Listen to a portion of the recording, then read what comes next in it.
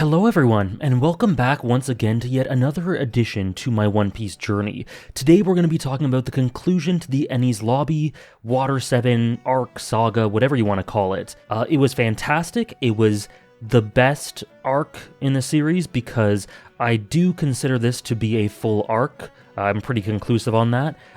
Even if some people divide it, Water 7, Enies lobby, to me, it's one arc, and it is the best one. I had a fantastic time with this, but before we get into it, I just want to say, I hope you had a happy holiday season. Regardless of whether you celebrated or not, I hope these past days were filled with relaxation, time spent with family, time spent to yourself. As we wind down the year of 2022, this video will come out after the holiday season, but nonetheless, I would like to wish you a happy holiday because I'm recording it during the holiday season. I've done this on stream, but I just like to do it in these videos. Thank you so much for continuing to come out, and I look forward to doing more of this in 2023. Now, pertaining to this, I would like to apologize because I'm pretty sure this video is going to come out a bit later than you're used to expecting from me in terms of frequency. Essentially what's happened is that I'm someone who works too hard. I tend to do too much work, I tend to go headfirst into all sorts of projects, and I just take on too much at once, and that's just increased with the past year with doing these One Piece videos, which are a ton of hours and work, doing streams, which are work as well. I mean, I have tons of fun doing these videos and streaming. I wouldn't change it for the world, and I appreciate all the support for that, but it does take a lot out of you, and I've been doing it pretty much nonstop for the entirety of 2022. And so only when I really forced myself to stop working for a couple of days and really just do nothing and relax and spend time with family and play some video games without streaming it and just sit there, did I really realize that I did need a break. I was on the verge of burning myself out mid-December or so. If I kept going like that for a month, I would have just burnt myself out. And we don't want that. I don't want that because I care about my mental and psychological well-being, and you don't want that because hopefully you care about it too, but mainly because the quality of videos would be much worse if I'm doing them when forcing myself and burnt out, and I never want to do that. I don't want to compromise the quality of them. Now, these are casual podcasty videos, and I don't always articulate myself in the best possible way, but I am quite proud of these videos and what I've done and the little community we built over the past year, and I don't really want to compromise that. I don't want to put out something that I'm not satisfied with, and I don't, most of all, I just want to be in a healthy place. And so I'm having to essentially take a step back right now I'm recording this a couple days after Christmas, and I'm in the midst of taking a step back, playing some video games, not streaming as much, not working on any video stuff at all except for this. And so as a result of that, content production is going to slow down in the beginning of 2023, outside of streams. Streams will get back to normal pretty quickly, but in terms of the videos. So long story short, this is probably coming out a bit late. I apologize for that, but it had to be done. This will probably only affect patrons for this video. For YouTube, I guess Enies Lobby Part 1 would have had the big break. But yeah, that's my long-winded way of saying a little bit of an apology for that, but hopefully it's understandable. I'm a human being. I definitely need my rest. I've needed it in the past few days, and I'm gonna continue resting for the next week or two because I need it. So content production will slow down. However, we're recording this right now, and we're gonna be getting into Enies Lobby's finale. Like I said, a fantastic arc. Lots of people have put it up in the stratosphere alongside arcs like Chimera Ant from Hunter x Hunter. I've talked to people who compare it to, in terms of quality, to Nationals or Challenger from Haikyuu. Some Ashitan no Joe stuff, which I've not watched, but I've heard it's amazing. People have compared it to Berserk, Vagabond, all sorts of things, and I totally understand that. Water 7 and Enies Lobby are a fantastic arc. But before we get into specifics, as always, let us get to the AJP's comments. These are for Water 7 Part 2. Jimmy Ichigo says, "Thank you for your work. After your recent video on JoJo's and your points about how you aren't a big fan of the fights, I wonder how you feel in general about One Piece's fights." Yeah, I think this is pretty evident through maybe my videos or maybe my streams, but if not, I don't really read stories or watch stories or experience stories in general for fights. They can be really great spectacle, they can be really awesome, presentation can be amazing, and I can get really hype in the moment, but ultimately it's the character moments that result in the midst of fights, rather than the choreography and strategy of the fights themselves. I think you can see that through a lot of my favorites. They tend to have very important, meaningful events tied to the fights and characterization ingrained in the fights, rather than it being just a throwdown, you know? And I'm not throwing shade on anything in particular, I'm just saying that's what I like. Now, when it comes to One Piece, I really enjoy the presentation. Like, I talk about it a lot. Oda has great panel flow. It's very rough and gritty and intentionally messy in a great way to really portray, like I said, that rawness in a lot of the fights, and it always flows well. It's always very engaging, and in general, I enjoy the One Piece fights. There are some fights that are less meaningful than others, and those, admittedly, are the parts of the series that I enjoy the least. One of the least enjoyable parts of the series are the minor fights that don't really result in huge character progression, but when it does result in huge character moments and big thematic stuff, I just eat that up. The Alabasta fight, the big Usopp fights that lead to huge character moments, Zoro versus Mihawk, still one of my highlights of the series. So when it comes to One Piece, they vary between just kind of going like, okay, this is cool, but not super my thing, to holy shit, this is friggin' awesome. And in general, I'd say they're done quite well. Myron says, I find it beautiful how our entry into Enies lobby is basically the summation of the crew's will having swelled back to its peak just as the Aqua Laguna hits its own towards the end of Water 7. Kokoto has a line that really encapsulates the Straw Hat's journey throughout the saga when she says, the stronger the ebbing is, the larger the waves that will come back. Water 7's a city that's constantly sinking, and one that should have been swallowed by the Aqua Laguna long ago. It survived time and time again, becoming a thriving metropolis thanks to it constantly being rebuilt on the foundations of the original town. I think it's really impactful and integrative how the setting itself is a metaphor for this coming-of-age tale the crew undergoes holistically. They have to be able to adapt and build themselves as the upcoming obstacles demand. The further the crew begins to fall apart as incident after incident pushes them to the brink, so too is that mirrored in the Aqua Laguna's approach, with their morale being at its absolute lowest as the tide's ebbing. Then the climactic deciding moment for the crew was through learning about Robin's true motivations, that everything she's done was to protect the crew, giving them new life and a sense of conviction despite everything that's happened. Always love watching these reviews, and thank you for the work you put in always. Thank you. That is a really awesome point. You know, I do really enjoy when a story uses its setting a lot to tell its story. If you watch my Pokemon videos, I really dig into that. Some of my Zelda videos, Twilight Princess in particular. And I've talked for, I guess, hours essentially about One Piece's setting and how it is used to inform the story. But this is very directly symbolic, abstract storytelling in a very poetic way that I didn't even catch. The way in which the Aqua Laguna and its impact on Water 7, and Water 7 in general, and what it means through its structure, and how it's built upon itself, how that coincides with the crew's emotional journey, and the ebbs and flows. That's a beautifully said point. And thank you so much for bringing it to my attention, because it adds a whole new layer of appreciation for that hugely atmospheric section. The sort of bridge between the really horrendous stuff and the crew gathering themselves and charging to Enies lobby is this storm, this Aqua Laguna, and it's very poetic in the way you talk about, so thank you for that. That's really awesome stuff that kind of reminds me about Black Sails a little bit. Pirate's Life for Me says, One Piece isn't really a story focused on arcs as much as it is on sagas. You can tell that Oda prefers mysteries and teasing us with new things to come, hence that's why smaller arcs can't really be judged, in my opinion, by themselves, because they are the springboard for larger arcs and the moments that those bring. This is something that Oda really took to heart from Dragon Ball. Some of its best moments, I'm going to skip over this bit because I've not watched Dragon Ball, so apologies for that, but I don't want to spoil myself in case one day I do. All of these are the springboard for those moments to happen, and when it did, it results in some really legendary scenes. I wanted to emphasize this for one reason. Oda's been dreaming of drawing One Piece since a teenager, when he will draw pirate manga, as he called it, but it isn't like Attack on Titan when everything was planned and set since the beginning by Oda. One Piece is more improvised than people think, and I think that's because, just like Toriyama, Oda is really good at making stuff up on the go that makes sense later, which is even crazier since Oda's been doing this twice the years Toriyama did, and still going to this day. Trust me when I say, as you continue this journey, you will need a lot of tissues because a lot more emotional moments will come. I mean, that tracks for this arc, let me tell you. I'm just reflecting on the big emotional climax of this stuff.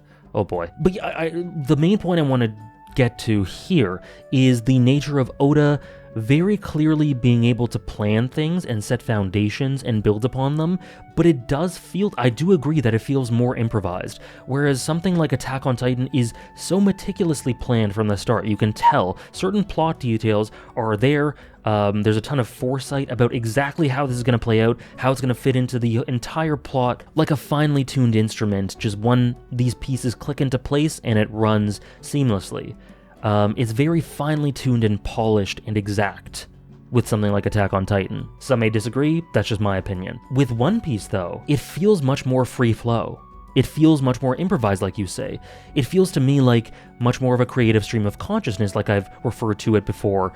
I've referred to Hunter x Hunter like this before, where Oda may not necessarily plan every single detail tons and tons of hundreds of chapters in advance, but clearly has general ideas of the emotional journeys he wants some plot elements to go on, or how he wants them to manifest in the end, or the overall idea of how characters should go. And then he carries it out using elements that are introduced more specifically down the line. So I think that it's a really nice mix of some definite tons of planning, but in a more broad context, and then filling in the gaps specifically in a very improvised manner. And just to be clear, I don't think one is inherently better than the other. I just think it's the way it comes off to me on the page. Definitely, I do agree with that. It feels much more improvised. For example, to nail home my point about one not being better than the other, Attack on Titan, since we're talking about it, in my opinion, has some of the best plotting of any story ever. But likewise, Haikyuu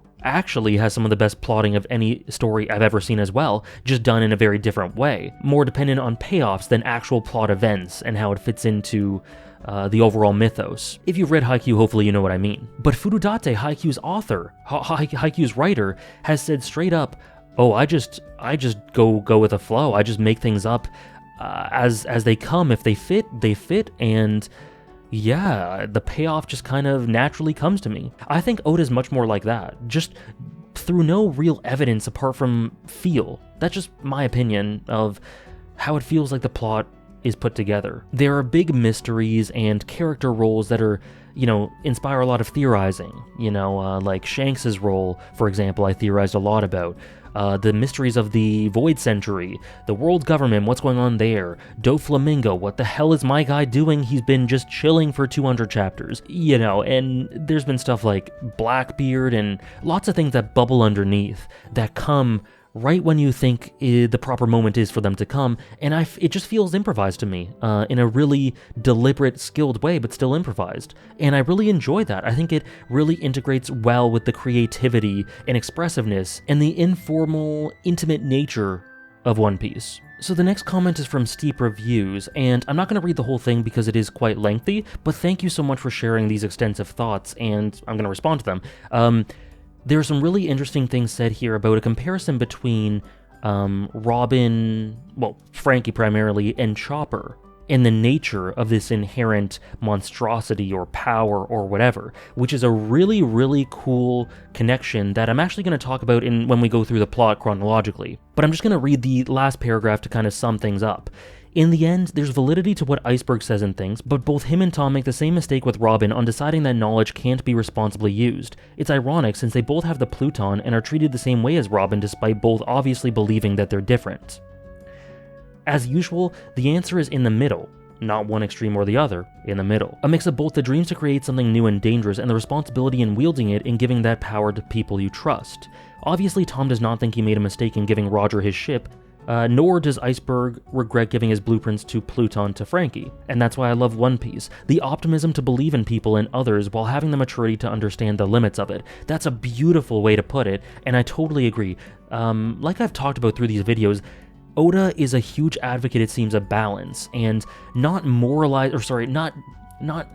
judging people as much as putting these perspectives out there and having us decide what we want to do with it, and making the situations very gray. We can talk about Noland and Kolgara on Skypiea.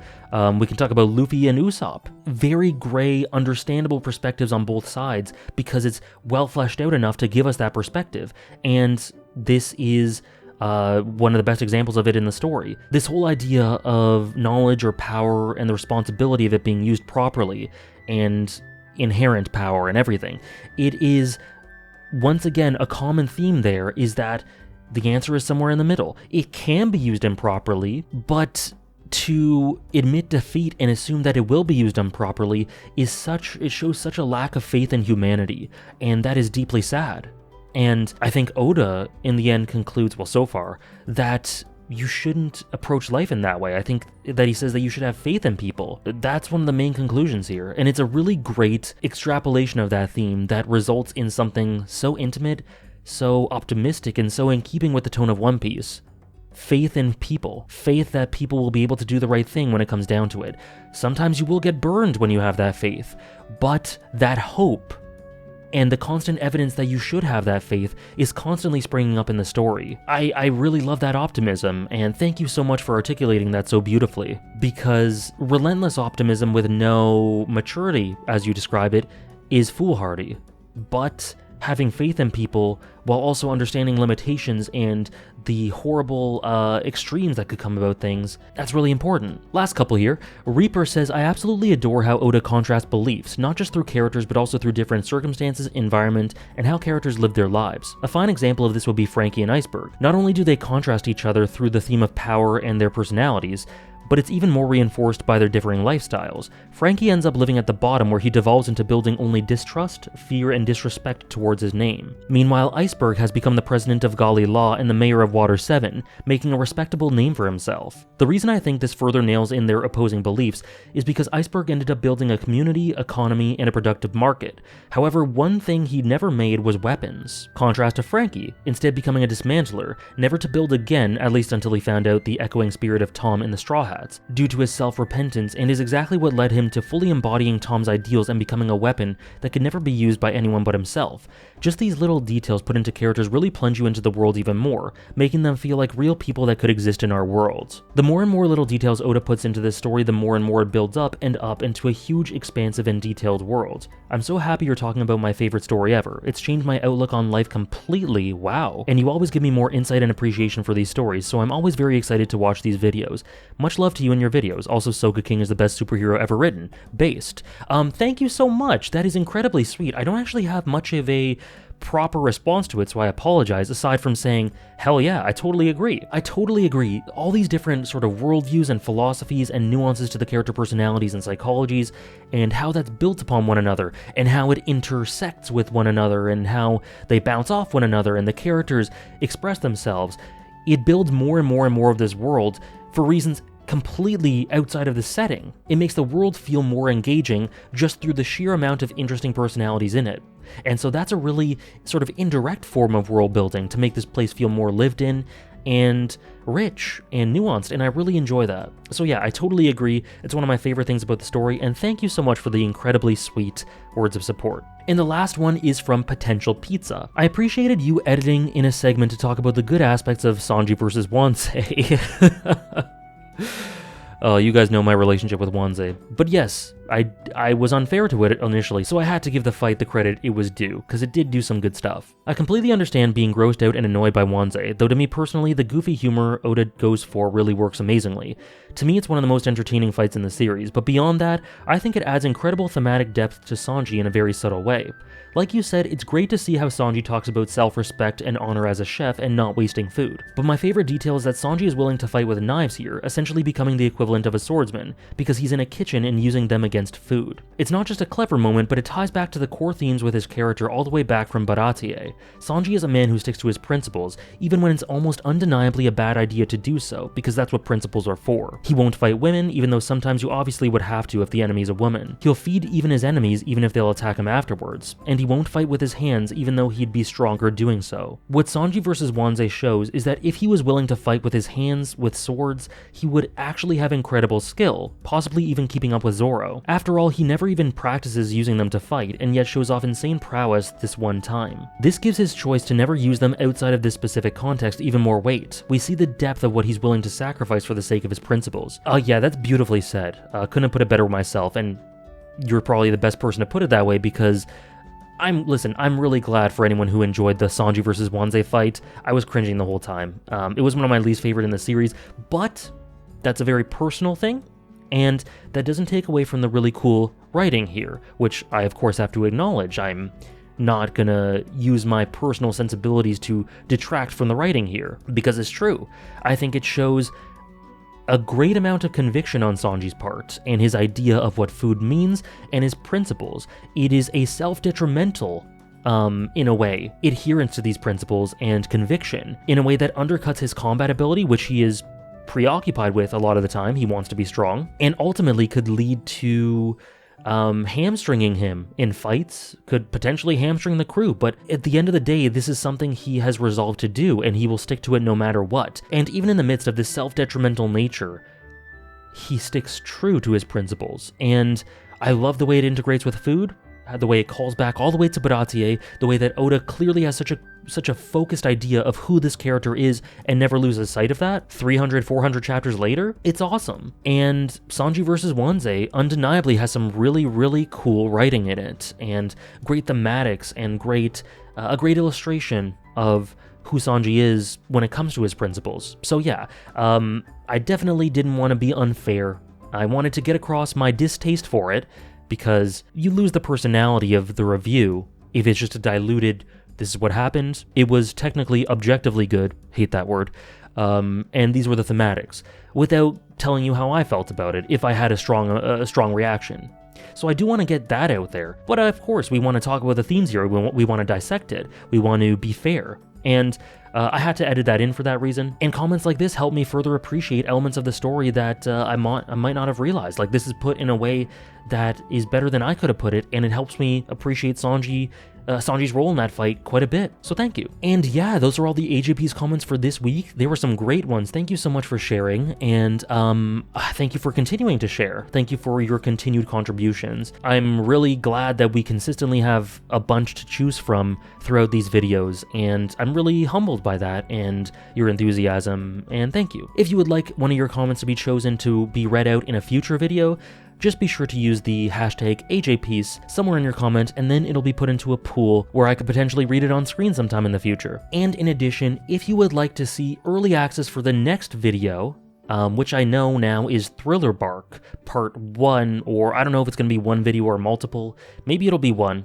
Either way, if you would like to see my next video on Thriller Bark, early access right now or right after this video, you can do so by signing up for my Patreon for the $5 tier. If you want to watch my live read-throughs, you can follow me on Twitch, where once a week at the very least, sometimes twice, I read every single chapter live, and we discuss it, and we hang out, and it's always a great time. And yeah, you can follow me on Twitch if you're interested in that. You can also join my Discord, where people talk about spoilers with regards to my streams and my videos, or just stuff that doesn't even have to do with me with regards to One Piece or any other series you'd want to talk about. But yes, let us finally get into it. Enies Lobby Part 2, the finale. Now, like I said, this is one arc, and because of that, a lot of the themes carry through all these 4 videos, so I'm not going to dwell too much on the stuff I've already said. It's a lot of continuation of those themes, and chronologically, as I go through the events, I will dwell on them. I think that'll be a better way to reduce redundancy here, but I'll sum it up at the end. Of course, we'll talk about the themes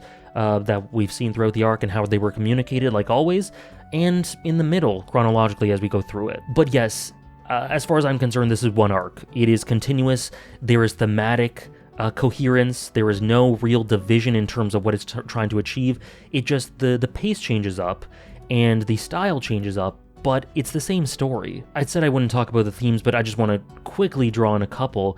There are great elements of reason over heart, the nuances of it, which is a constant theme throughout One Piece, and then the theme of a validation of life. You know, I want to live was the huge moment in the last video in this arc, one of the biggest moments in One Piece.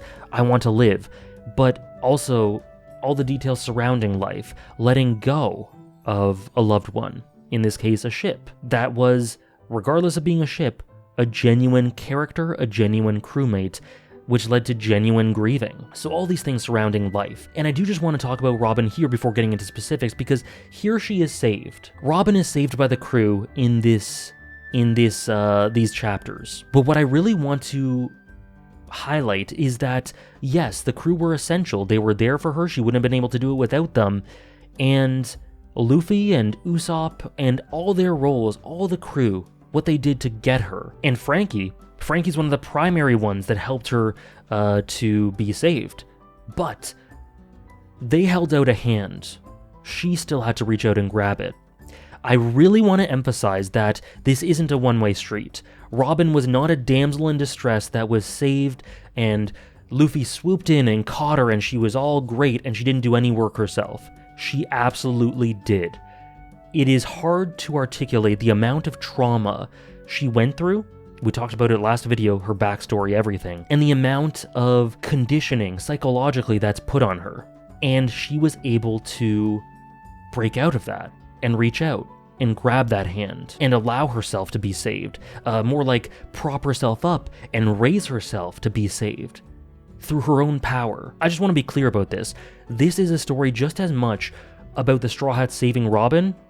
Just as much as that, this is a story about Robin being able to find the inner strength through those friends, but also just within herself to find the strength to hope again, to find the strength to be able to live, despite all evidence to the contrary. So I really want to emphasize that. That is key, and that's easily an element of this arc that can be lost amidst the noise and the explosions and the fights and the amazing moments. She is saved, yes, but Robin shows immense inner strength here. Immense. Now, just to talk about the style of this arc, it continues to be basically a bona fide thriller. Tons of fights all over the place. It is like a infiltration, invasion. Every Straw Hat shines, but as is the case, as I kind of alluded to in past videos and in this video, with fights sometimes I don't have a ton to talk about, so I'll kind of just gloss over things if there isn't a ton of things to talk about with regards to plot or themes or character moments, so just keep that in mind. I might do that for the beginning of the first introductory chapters for this video, but we'll see. Maybe there'll be parts that I have to talk about for a long time in those fights. As always, we'll take it how it goes. And later, oh boy, there is so much to talk about, especially getting towards the end of Enies Lobby and post Enies Lobby. For reference, this video will cover chapters 399 to 441, so strap in, we got a ton to cover. Now, with regards to the cover story, there's the Baroque work stuff I talked about last video, but also something I want to draw attention to is the fact that in chapter 408, we see a cover story of the dreams of these characters, of Mr. Croc, or Sir Croc, and of Mr. One. And in that, Croc is showed to be the Pirate King. Mr. One is showed to be a hero, which adds a really interesting emotional core to their character, of their deep down dreams. We kind of knew that about Crocodile, but to see the profundity of how deeply rooted it is really cool. And same thing with Mr. One. I didn't know he wanted to be a hero. If I did, I forgot. And we see a lot of Skypia. We see that everyone there is doing well. Wiper, Conus, Pagaya, everyone there is doing well. They're thriving, and you love to see it. And wow, this cover story was crazy, threw me for a loop. We have an NL Moon Tour, where he has reached the moon, the fairy Verth, and he has started his own adventures there. And we don't get into a ton of the nitty-gritty details. I imagine that'll continue into the next arc, and I'll be able to talk about it in more detail there. But wow, that is a primary plot element that is being covered again in a cover story, similar to the Baroque work stuff. It may just be me, I don't know. But I don't think it's just me. It feels to me like the plot importance of cover stories has increased in the past 100 chapters or so. They've always been important, you gotta pay attention to these to get a greater sense of the world and the plot and characters and what they're doing. We have the Kobe Helmeppo stuff, R.I.P. Garp. But with the Baroque work stuff, and now with NL, could you imagine not paying attention to these cover stories? Like, these are huge plot elements for vital characters, vital antagonists to the series. So yeah, I think it's grown in importance lately, and hell yeah, I'm completely down for that. So after all that we talked about last video, the Straw Hats kind of get ready to fight. Frankie realizes that the blueprints should be burned. They were supposed to remain a secret, but they're not anymore, so he burns them completely. Love that moment, because it's the worst nightmares of all his enemies come to fruition. Frankie's family comes to kind of rescue him. He gets very emotional. It's very sweet. Frankie then talks with Luffy and says, I'll help support you, and Luffy says he's still mad at him because of what he did to Usopp. Fair enough. Things have changed, but fair enough for him to hold a grudge. I think he's well within his rights, especially since he doesn't let it get in the way of cooperation here, because he doesn't. But the Straw Hats, they all jump off the ramparts, they jump onto the sea train, and they bust into the Enies lobby main tower. However, when they get there, they encounter Fukudo, who tells them that they each need to defeat members of CP9 to get specific keys to free Robin. So the crew kind of splits up to do this and to get these keys that are going to be able to free Robin, and they can rescue her and she won't be able to go through those gates and go to Impel Down and all that. So the crew all separate to their own respective fights to take on whoever they need to take on to get those keys, because they're not told which keys are the ones that are needed, so they have to collect all of them. So it's perfectly poised for a bunch of individual Straw Hat fights to give them each highlights. And so we have Frankie versus Fukudo. Usopp is sneaking around trying not to find someone, very Usopp, but he finds Jabra, Zoro and Kaku, Nami and Kumadori, and then Sanji and Khalifa. Now these would change down the line, but those were the initial lineups or matchups. And Sanji and Khalifa, my first reaction to seeing that matchup was, oh dear, this is not going to go well. Meanwhile, Robin, Lucci, and Spandam, they all head for the gates. They continue to head that way, and Zoro versus Kaku begins as Zoro says, "My blade is hungry for blood." There's a really interesting mutual sort of respect here between opponents, between Kaku and Zoro, that I really enjoyed. They both grin at this, and the fight starts. And all the fights start in earnest. I mentioned all the matchups, but Luffy actually goes after Lucci and Robin and Spandam in the midst of all this. As we kind of expected, Soga King / Usopp begins having quite a bit of trouble with Jabra, and Kaku versus Zoro properly continues, and Kaku's able to use his Devil Fruit ability, which turns him into a giraffe. So after it's revealed that Kaku turns into a giraffe, Zoro calls him really lame, really stupid. It's pretty funny, and it's pretty slapstick, and this is kind of an encapsulation of what I mean when I say that CP9 is approached with a lot more humor and lightheartedness than they were before. This is kind of just a good summary of it, especially when it comes to Kaku and Khalifa. At the same time, Soga King, kind of evading Jabra, finds a pair of Sea Prism handcuffs and ties them somehow gets himself stuck with Zoro. Both of them stuck to one another with those handcuffs. I don't know how it happened. Zoro gets really upset at him. All pretense of him not being Usopp is dropped, and it's just generally really funny and adds to that more lighthearted tone in a good way. And Jabra and Kaku kind of look on and tell them, "We don't have the keys to your lock." So now, in addition to finding the keys for Robin's imprisonment, they also have to find the keys for their own. So they ask Chopper to do it for them, and that's another key for everyone to find. Awesome. Meanwhile, Nami and Frankie continue their respective bouts, or I guess start their bouts, and Sanji begins to take on Khalifa, who, due to his, characterization and attitude towards women and not wanting to fight them, just cannot do anything against her, and she completely just easily dismantles him. Luffy, at the same time, we cut to him, and he looks on at the gates of justice like, how do I get there? Now, cutting back to Sanji, there's a moment where there's a lot of weight placed on a panel where he just goes, "Even if it kills me, I will not hurt a woman. I will not fight with a woman." This feels like more to me. We've talked before about the fact that Sanji has some aspects to his backstory that were kind of just touched on, just really, really lightly. We know, for instance, that he is from the North Blue, I think it was? I could be wrong. We learn that he has familiarity with Reverse Mountain and the Red Line. So there are hints throughout the story, throughout these 400 chapters, that there was more to Sanji's backstory that we haven't seen. And so I've been hypothesizing that we will get more, that it'll be shown to us eventually. And this just lends tons more credence to that. There is a lot of weight placed on this. I will not hurt a woman, fight a woman, kick a woman, even if it kills me, with a great amount of emotion put on his face. And there is no humor here. Sanji is a lot of times played for humor, sometimes to my liking, sometimes not. In this case, this is a ton of weight put on this. So it's interesting. I don't know exactly what kind of backstory, but some reason, something has happened to him in his past that's caused him to think this way.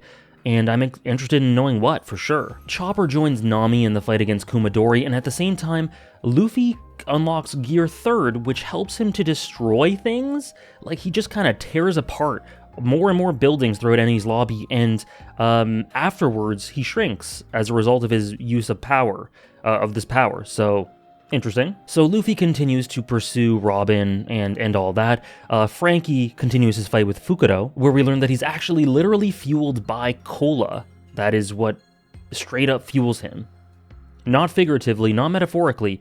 That is what helps him to be strong and to fight. And Chopper, I mentioned he was kind of with Nami a bit before. Now Chopper's kind of going around doing sort of delegation tasks, and he goes to help Frankie, to try and help Frankie. And he wants to sort of give him like tea and vegetable juice or fruit juice, and none of it works. It changes his appearance, it changes like the way he talks, and it's generally hilarious. Chopper looks at Frankie in the midst of his battle as like a scientific specimen. He's like, wow, this is so interesting, which is really, again, good humor throughout this. These fights are obviously they're against devastating foes, but the tone of it is very light up to a certain point, which we'll talk about, outside of moments like, for example, Sanji saying that.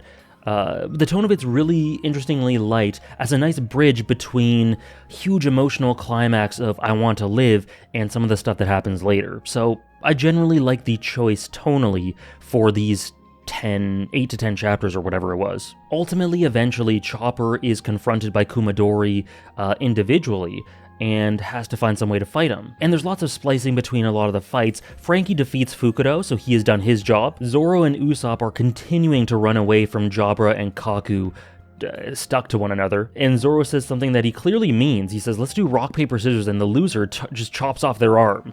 Very similar kind of a tie back to Little Garden, to which Usopp is not down, of course, but it's generally lots of good fun. And then Zoro says that Usopp will be his sword, and that he'll start wielding him like one. And that's what he literally does. He starts trying to use Usopp as some sort of weapon. It's very funny. I was dying reading this stuff, and Usopp is just begging for Chopper to find the key. Then appropriately we cut to Kumadori and Chopper, and Kumadori's, I don't have too much to say about the character, but there are some interesting lines here and there. He speaks very sort of classically, not Shakespearean, but some kind of classically Old English structure to his language and some phrasing. And there are some bits and morsels of interesting core ideas of things he says. I don't know if there's a ton of coherence between that and his character, or if I'm missing something, or if there are thematic ties, or if there's a ton of meaning to this. If there is, please feel free to let me know in the comments or explain how there is a ton of meaning to the things he says. But just generally, in isolation, I found a lot of the lines he said to be interesting and kind of thought-provoking, and made me stop and think for a second before continuing. So yeah, Kumadori, I don't have much to say about his character, but I did enjoy some of the lines he said. And Chopper, throughout this, he's continuously pegged back, and he's just thinking, I need to defeat this guy because I need to get this key, and all the hopes are with me. It is kind of, honestly, the most emphasis that's been on Chopper since he joined, I think, properly. I think, unless I'm forgetting something, I think this is his biggest, the biggest weight that's been placed on him in terms of, we need Chopper to do this. There was something in Skypiea, I believe, where he had to defend the ship. I think this takes it a little bit of a step further. And so this fight continues, and we get a flashback to a moment with Chopper and Kureha, where they're talking about his powers. And what we can kind of glean from this flashback is that Chopper unlocked some sort of power that put him in a state where he couldn't remember exactly what he did. But what we get from this is that Kureha says it's extremely dangerous whatever he did, and that he's lucky that he didn't cause some lasting damage, that someone didn't get killed. So this is established as some sort of last resort, some sort of thing that Chopper is deeply afraid of because of the damage it could bring, but also as something that's extremely powerful. Kureha calls these experiments reckless, that they could destroy villages, that it's good that he wants to replicate sort of Dr. Hiraluk, but he needs to be doing it with a measured amount of deliberation, and that he needs to experiment and test these things properly before executing them, because in this moment, this state is not the answer, whatever they're talking about. And the implication here is that it still is not the answer. And at the end, it ends with Chopper being very concerned, apologizing, and Kureha kind of emphasizing, it's okay, like, I know your heart's in the right place, just get some rest, heal up. And the flashback ends, and we know what's happening here. Chopper is going to use this form. And he thinks in the midst of his fight with Kumadori, if I'm going to die, because that's the way the fight is going, I might as well use this. Now, I'm not going to spoil one of the peak fiction moments from Hunter x Hunter, but it was hard to not think of that. upon that line. But going back to One Piece, sorry, excuse me for the Hunter x Hunter tangents. I'm just a fanboy. So he activates, I don't know the exact mechanics, that's never been my forte, you guys know this, but it has to do with his monster balls and the sort of roulette system he has for his power. I'm not too overly concerned with that, but what ends up happening is that he turns into this hulking, huge beast, this gigantic, horrifying looking monster. It looks like, if you've played Witcher 3, one of the first things I thought of was it looks like a Leshen from Witcher 3. This sort of, like almost a classical idea, a traditional idea of what you'd expect for some sort of pagan monster, fictional monster to be. And it is one of the most horrifying bits of imagery, monster imagery, definitely I think the scariest monster we've seen in One Piece, and it is our Chopper. This is brilliant, because like I alluded to earlier, this could only be described as a monster. Now, we know Chopper's relationship with the idea of monster, and how he's come to terms with it, and how it can be used in a positive way, all that Drum Island stuff, how he learned about this from Luffy, and recontextualized things from Hiruluk, and all that stuff. It's all great, it's integrated with Chopper's character, but this is something beyond anything we've ever seen from Chopper. This is something, like I said, that it can only be described as a monster. And then, so I think back to the themes of this saga, the idea of power and how it should be wielded and intent and all this. Chopper has this inherent, well, at this moment, inherent capability to pull this out, to be incredibly destructive. And it could destroy all sorts of things, like Kureha said. But what matters is how it's wielded and how it's harnessed. And that is a huge parallel with Frankie, his ships being, they can be used for dangerous means, but they can be wielded for productive ones. Robin, she has this insane, incredible knowledge that can be used for dangerous things, but can also be used for things that are productive. And now Chopper, through this form, this monstrous form that could cause immense destruction, integrates with that seamlessly. Now, to skip ahead of it, the conclusion is a bit different, because ultimately he has to be stopped by his friends, by his family, by his Nakama. He isn't able to wield it himself and he loses control. But the point here is that even if he didn't wield it in a way that allowed him to have control of it, he did it needing to stand up to protect what he valued most, and that is the job of defeating Kumadori to help his friends. And maybe deep down, despite saying, you know, if I'm gonna die, I might as well use this, maybe deep down he held some hope within himself that his crewmates would be able to get him out of this jam, as they did. And so, in that way, regardless of whether that's true or not, it was wielded in a way that you have to say this was the right decision. Was it dangerous? Yeah, but his back was against the wall and he did the right thing, and his power was wielded for the better. So it's so thematically cohesive with these other elements of Water 7 and Enies Lobby, and I wouldn't have expected that from Chopper, but it's so cool. A way of integrating his physiology and devil fruit powers and characterization and backstory to this stuff in a way that's really genuinely clever and very powerful. And it was very big, emotional, heavy, dramatic stuff to break us out of the comedy of the earlier stuff. And a really nice, refreshing tone change, and something that I didn't expect, and I really enjoyed this part. He was a monster here, but one, Luffy and Hiruluk have taught him that that need not be a negative thing inherently, and two, this power can be used properly, in a different way to Robin and Frankie, but nonetheless. Fights kind of rearrange, and we end up having a case where, now that Chopper is against Kumadori,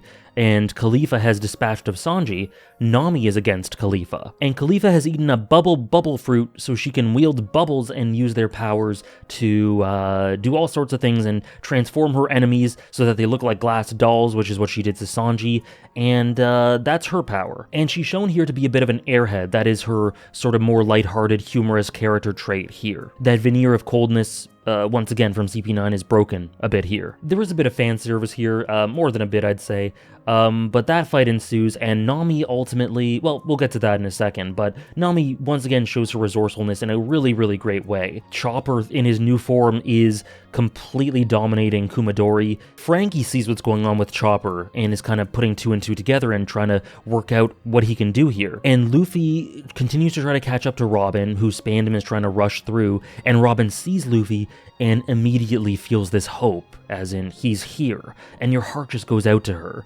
She wants to live now, and she just has to keep hoping that she's going to be able to have the chance to do that. And Lucci right there is kind of confident, taunting Luffy, and they're about to throw down. And we get a really cool snapshot of all the fights. Sanji is taken out, and in a really dramatic pose in his sort of glass doll-looking form, as the battle rages on around him. Fukudo is out because of Frankie, Kumadori is out because of Chopper, but Chopper is rampaging, Nami is against Khalifa, Zoro and Usopp versus Kaku and Jabra, that's still going on, and Luffy is confronting Spandam and Lucci. And Spandam, this fucking idiot, apologies for swearing, I don't usually swear a ton, but I have to use it here. This absolute moron tries to call for backup because he's scared and terrified of Luffy for his own life, and accidentally uses the Buster Call on Enies lobby. He calls the Buster Call on this central hub of justice that advocates for the Navy, for the government. This moron. And so but like once that is done, the call is done. So they have to answer to it. He has that authority, and it is absolute. And so the military, the government, the Navy start making their way over. And they say they're going to be there in 30 minutes. And Spandam accidentally broadcasts himself across the entire island as Robin is lecturing him and saying, "Call it back, what are you doing?" And he is just stubborn and can't admit his mistake and is extremely petty. And eventually he just kind of fakes it till he makes it and accepts what he did and says, you know what, this is actually pretty good. To make an omelet, you have to crack a few eggs. And if it's in the name of justice, then awesome. He has a promotion riding on this. His name is riding on this. And so this will be good for him, so he has no complaints. People across the island hear him and they're upset, and Robin just screams for everyone to evacuate, knowing better than anyone what this will do. And he hits her once more. Spandam is detestable, and he says something in this chapter which is great, which he says that justice doesn't involve sentiment. Again, very integrative with that idea of rulers, which I talked about in my last video. What makes a good ruler or a good king or a queen or whatever? You need to have at least a semblance of that sentiment and compassion and heart and understanding of the people to be a successful ruler. But Spandam's idea of justice has no sentiment, which speaks so much to why he is so despised. He's not liked by anyone. He would be a lonely and sympathetic person if the reason for that loneliness wasn't so disgusting. And so he's not in any way. His position, if you look at it in a vacuum, this person who no one loves, no one even likes, they follow him out of obligation. He's gotten into his position probably through nepotistic means, not through any merit. Everything around him is false, and he just tries to prop himself up because his ego is so fragile because he gets no connection and love. We saw his dad. All these sort of elements. It's just so interesting, and I feel no sympathy for Spandam, except for maybe the abstract idea that maybe he wasn't loved at all as a kid, which hasn't been expanded upon. Who knows? That's a hypothetical. Outside of that, there is nothing redeeming about him. He is absolutely disgusting. And any tiny hints of sympathy you could have for him are just hypotheticals that are nonetheless logical, but lots of people have horrible childhoods. Very few grew up to be as disgusting as Spandam. You look at Robin herself. You look at Nami. You look at a lot of the Straw Hats who have grown through horrible circumstances and have become, at the end of it, good people. That's why he's such a great thematic antithesis to a lot of the crew. He is everything. He is the anti-Usopp, the anti-Luffy. He is everything they stand against. And he's honestly a very solid character. People have been talking to me in my chat like he's a bad character, and every time I've kind of defended his writing, because in the same way that Wapol is exactly what he needed to be for Drum Island, despite not being really interesting for me, Spandam is that thematic antithesis, but with a really interesting human element to him. And to call it human doesn't mean it's good. It's very true to life. It's very horrific, but it's hard to say that there aren't people that exist like this in the world. Spandam's honestly very good. I hope you guys know where I'm coming from. But then at the same time, news about this Buster Call spreads throughout Enies lobby, and people are panicking. They're like, why would they do this to a government island? I don't know. But Nami tells Khalifa, I'm not worried. We've been through all sorts of things like this. Absolute queen.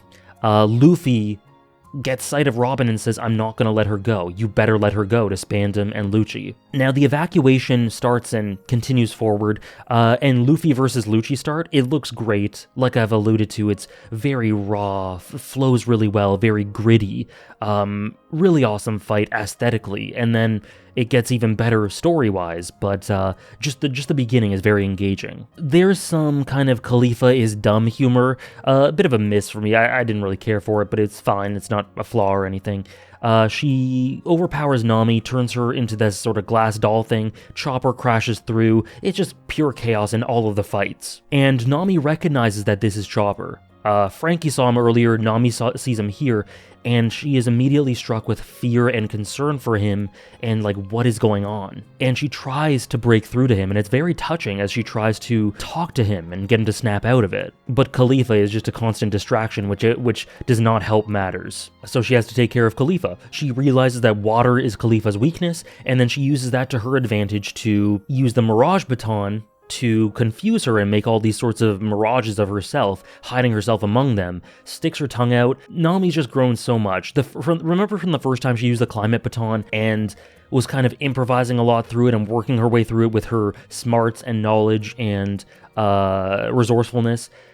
Look at the way she's come into her own here, and you know, I don't know if she's mastered it, that's a bit of a semantic thing, but she's come so far and become so competent with it that she's, you know, using it to overpower and turn the tides against this CP9 member. It's incredible. And she beats Khalifa. Frankie runs into her and says that we have to find the number 2 key. The number 2 key is what was needed for Zoro and Usopp. And they discuss Chopper, and he goes, that is your crewmate, right? Do we kill him? And Nami just goes, come on, there's no way. That isn't an answer. And Chopper, in this moment, has turned to Usopp and Zoro. He's chasing them. Usopp is crying, but then they realize that it's him. And he's still being used as Zoro's sword. I failed to mention that. Kaku and Jabra are just watching on, and Frankie in this moment decides he's going to hit Chopper into the sea to try to hopefully transform him back, and then he does so, and he goes in the sea after him. Now, I could be remembering something slightly wrong, but I think Nami used the key from Khalifa to unlock Zoro and Usopp. So they're separated, however it went, they're separated, and they end up facing off against Kaku and Jabra. Zoro in the front, Usopp and Nami behind, like a huge squad panel. I really loved it. Now the evacuation continues, and Chopper seems to be hurt, but okay, and Frankie sort of fishes him out and is able to save him. He sees Chimney and Gombe, and he kind of flashes back for a second to Nami giving him keys 3 and 4 that she has to try to use them for Robin, and so his goal is to use these on Robin, to try to find them, to try to find her and Luffy and Lucci, and all that, and to try to help free her. Now, Nami with Zoro and Usopp now, it's really funny and cute and endearing, in a way to try to keep up this veneer of Usopp being this Soga King, this Sniper King. Oh, it's not Usopp for sure. She's trying her best, but she comes up with all these nicknames that combine Usopp's name with some sort of derivative of Sniper. She tries to hide that she knows who he is she's not very convincing with it at all, bless her heart, but it was genuinely very endearing that she's trying. It was, again, very funny. It's nice bits of humor, and I was laughing quite a bit at that. Zoro fights Kaku in earnest now that he is freed, and it is a very over-the-top, bizarre sort of fight. Interesting presentation all over the place. He's fighting a literal giraffe, so it is going to be wacky and weird, and yeah, it was definitely unique, not something that I haven't seen anything quite like this before, and the presentation's really interesting. There's some slapstick throughout, there are some silly moments about Zoro making fun of his form. It gets quite intense, and yeah, it's an interesting fight. Now, Usopp kind of confronts Jabra, and we're introduced to his boy cries wolf quirk, where he tries to gain his trust, but it's all a lie, and then he uses it to sort of backstab Usopp and knock him out, which is interesting.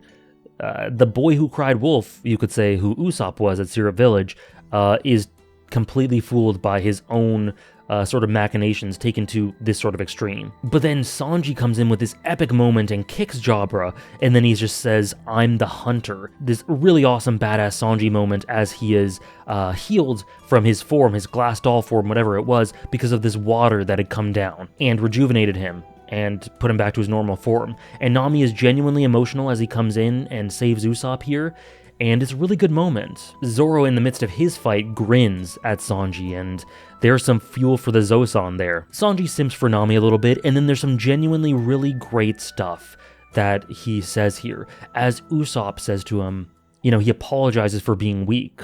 And Sanji straight up just says, he encourages him. He says, don't worry about it.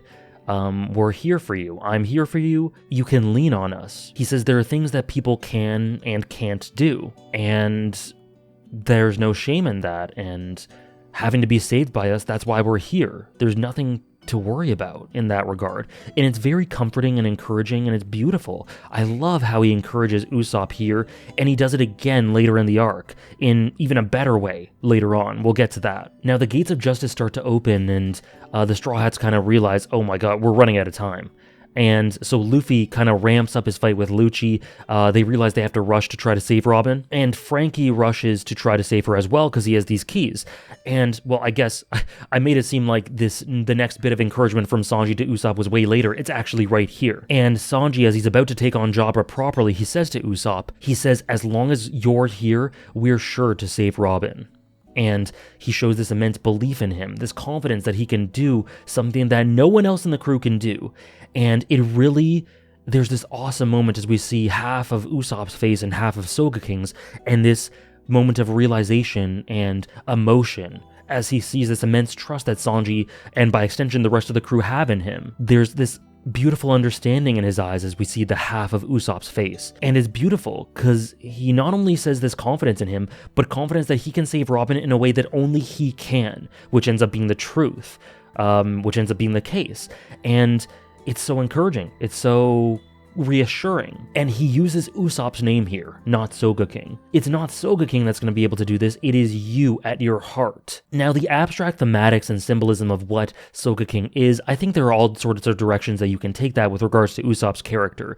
But the key is that Sanji believes in Usopp. He says his name, not Sogeking's. He believes in the Usopp he has known since the beginning of the story, because he knows that man is a brave warrior. He is cowardly sometimes, he fails sometimes, he is human, but at the end of the day, he will do what is right, and he can be depended on. And so this helps Usopp to feel this faith in himself. I am not incompetent, I am being trusted with the most important thing here, to save Robin. And this fuels belief in himself, in his role, in his importance to the crew. It's beautiful. And Sanji makes quick work of Jabra. He doesn't fall for his tricks, he grabs the key, and very efficient. Done. Spandam takes Robin to the gates of justice, and he looks at them and reflects and just goes, wow, I'm gonna be a hero. Such warped and twisted inverse ideas of justice and what it means, and heroism, and being worshipped. And I think this lends credence to the idea that he was just bereft of connection. Of course, this doesn't make me think that he's a good guy or redeemed or anything like that. It doesn't even really make me feel that bad for him, or bad for him at all. But it adds these layers to his character. And the fact that he takes on this idea of becoming a hero, it fuels his ego and his pride. But I think the basis for that is just this black hole inside his soul that was never filled by connection or love. And this is what it's led to. And him wanting to be a hero as a result of this, I think it's all very cohesive. This horrible, warped, selfish idea of heroism. The Buster Call is 10 minutes away. Great. Frankie catches up with Luffy and Lucci, and Luffy says, you know what, I'll fight Lucci here. You go and free Robin. And this is an immense responsibility that he gives to Frankie, which shows, his back was kind of against the wall, Luffy here, but nonetheless, he trusts Frankie with the most important task. And I think that says something. He hasn't been inducted into the crew or anything yet, and Luffy did have some bitterness towards him, but in this moment, I think he appraises him as a good person, and one that he can trust with this. Now, after this really extensive battle, Zoro is able to defeat Kaku with this move, this new technique called the 9-sword style Asura. Asura being this sort of, I believe, Buddhist deity or god with these multiple arms, this associated with power, I believe it was. Don't quote me on any of this. I definitely have not brushed up on my Buddhism, but this is just off the top of my head what I believe it might be, in general terms. Please feel free to fill in the gaps if you want to, for potential AJP's comments or something. But yeah, he wins the fight, and it's hella awesome. There's this amazing spread, it looks epic, it looks crazy cool. It's awesome. No one does those sorts of spreads or moments quite like Zoro. So as Zoro defeats Kaku, he says to him that he has a message for him. And at first when I saw this, I was just kind of racking my brain and I couldn't really connect it.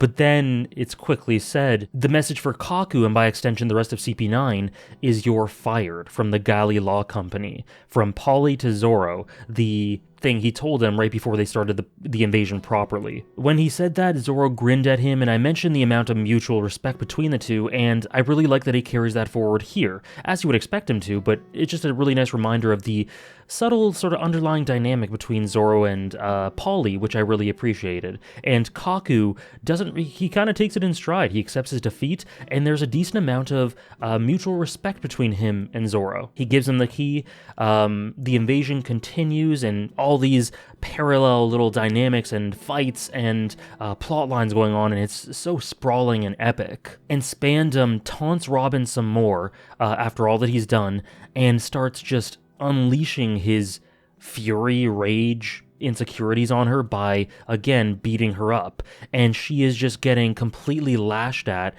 and in this moment, she's just waiting, begging, pleading for the Straw Hats to save her, biting the concrete of the bridge that she's just lying down on in such pain. And Spandam says, your desire to cling on to life is sickening, which, you know, the context of this is horrifying, but look at the change from Robin, from what she was, not wanting to live, you know, kind of lying to herself or just saying what she's been conditioned to say, nonetheless, to this.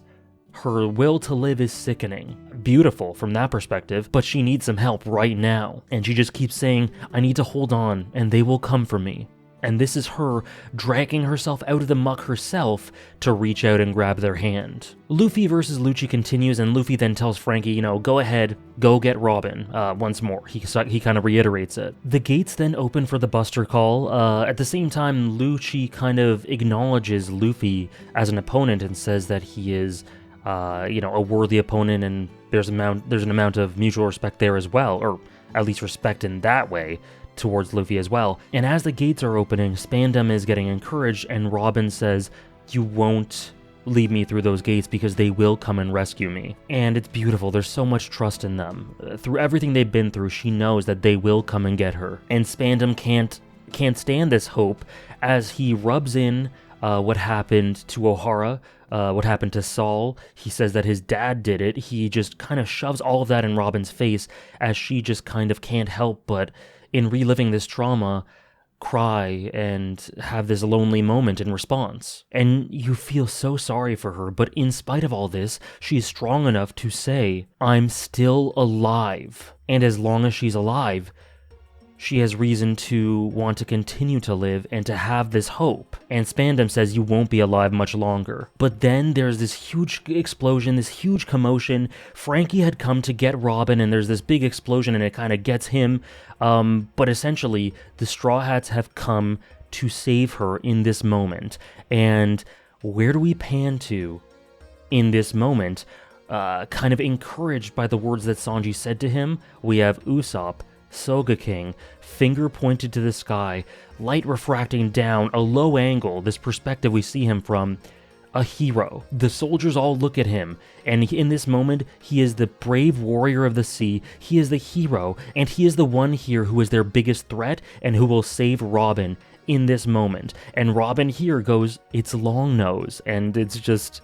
because of my personal attachment to Usopp and how invested I've been in his journey since the beginning, and how beautifully I think his arc has come together and continues to come together, this honestly, because of the build up to it, because of the moment, because of what it means for Robin, and the encouragement from Sanji, and the encouragement in the past from Luffy, this was as good as I Want to Live for me. And Robin just looks on in tears, her hero. Could he have ever dreamed to be this sort of hero? And I'm just so proud of him in this moment. It was absolutely wonderful. Zoro and Sanji are there backing him up, and Soga King, Usopp here, continues to fire shots, these fiery shots at Spandam. And in this moment, during this commotion, Robin's able to run away. Frankie defends her as she runs away, and he's able to get the keys, and he frees Robin. And Zoro, Usopp, and Sanji all celebrate, and it's so lovely, it's so wonderful. It's such a peak, such a high in this arc full of continuously ramping highs,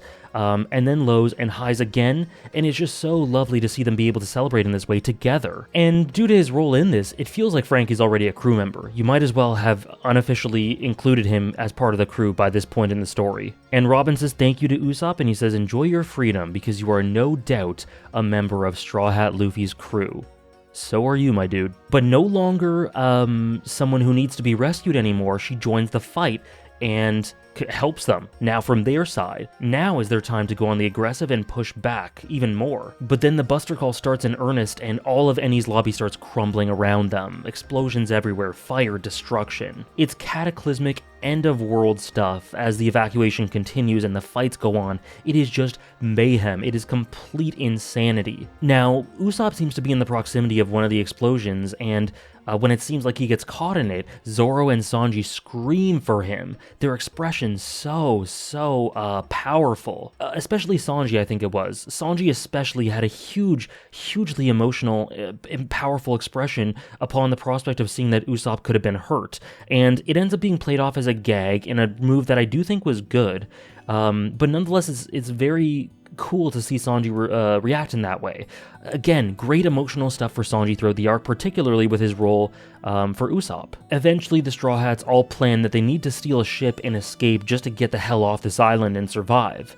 Meanwhile, Luffy versus Lucci continues, and Lucci is telling him that due to the techniques and the power that Luffy is using, he is chipping away at his own life force just by fighting him in this battle of attrition. And Luffy just says, "It doesn't matter. I will do whatever I need to save my friends." Lucci says it's impossible, and Luffy says, "What do you know about impossible? Have you been to the sky?" He didn't say that last part, but you know what I mean. And at this moment, the Navy arrive, and in this big spread, we see 5 distinct faces from the Vice Admirals. It is just end times. It is unbelievable the amount of chaos and severity going on here. Everyone continues to escape. Robin is having trouble because, again, the trauma of the Buster Call is affecting her and she's having trouble getting and moving. They eventually do, but it's just horrible to see in a great little detail for the character herself that I'm really glad was included, because that didn't even need to be included at all, but just another reminder of how deeply rooted this trauma is, and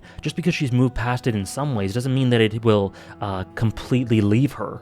It will be there for a long time. Hopefully she moves past it completely, but at this moment, just because she made this breakthrough doesn't mean it's not there within her. And at the same time, Usopp's ribs are broken, so he needs to be carried out by Zoro and Sanji. And Luffy continues his fight with Lucci, and he does this gear 3rd shenanigans that allow his fist to become gigantic, and he just punches through this tower, just decimates this tower and punches Lucci. And at this moment, we get a little bit of a Lucci backstory from one of the Vice Admirals. We see that, pirates took 500 soldiers captive and demanded to be made king, and then Lucci infiltrated. He killed the 500 soldiers that were hostage, I believe it was, and then he turned his back on the pirates who demanded this. They rained hellfire on him, on his back, leading to the scars on his back, and he eventually beheaded the man who wanted to be made king in the first place. Then when he was 13, he joined CP9, so he was a prodigy of destruction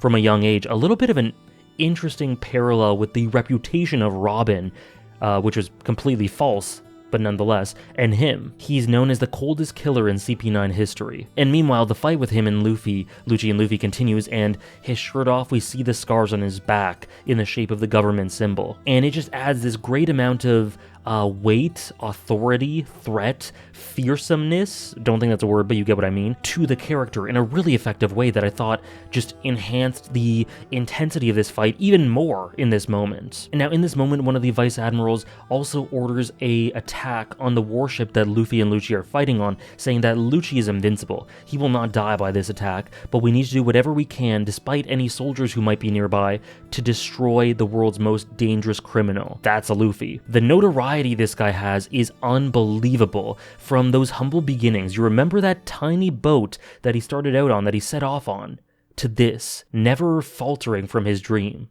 Unbelievable. The attack is done, Luffy ends up being okay, and Lucci ends up being okay, as you would expect. In the midst of this, there's a lovely moment as Frankie defends Robin, once again protecting her, as he's been doing this whole arc. The Frankie-Robin dynamic?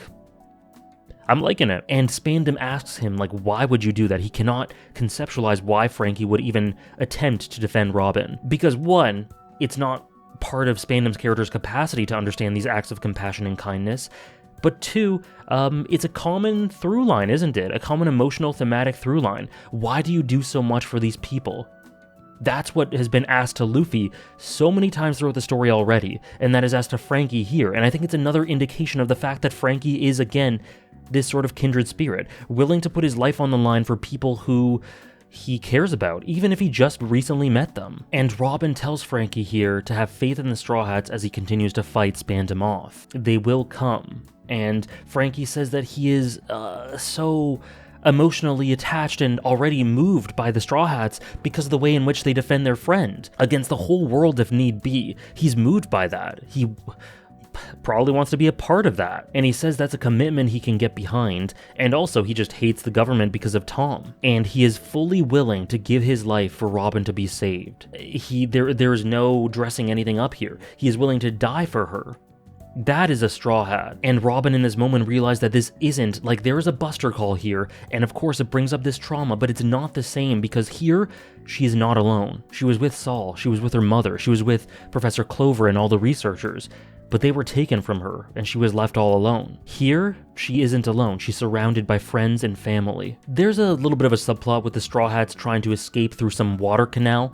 There's a bit of danger there, and then Kokodo helps them escape because she is a mermaid. Interesting. I was very taken aback when I saw the color spread for this that she has green hair.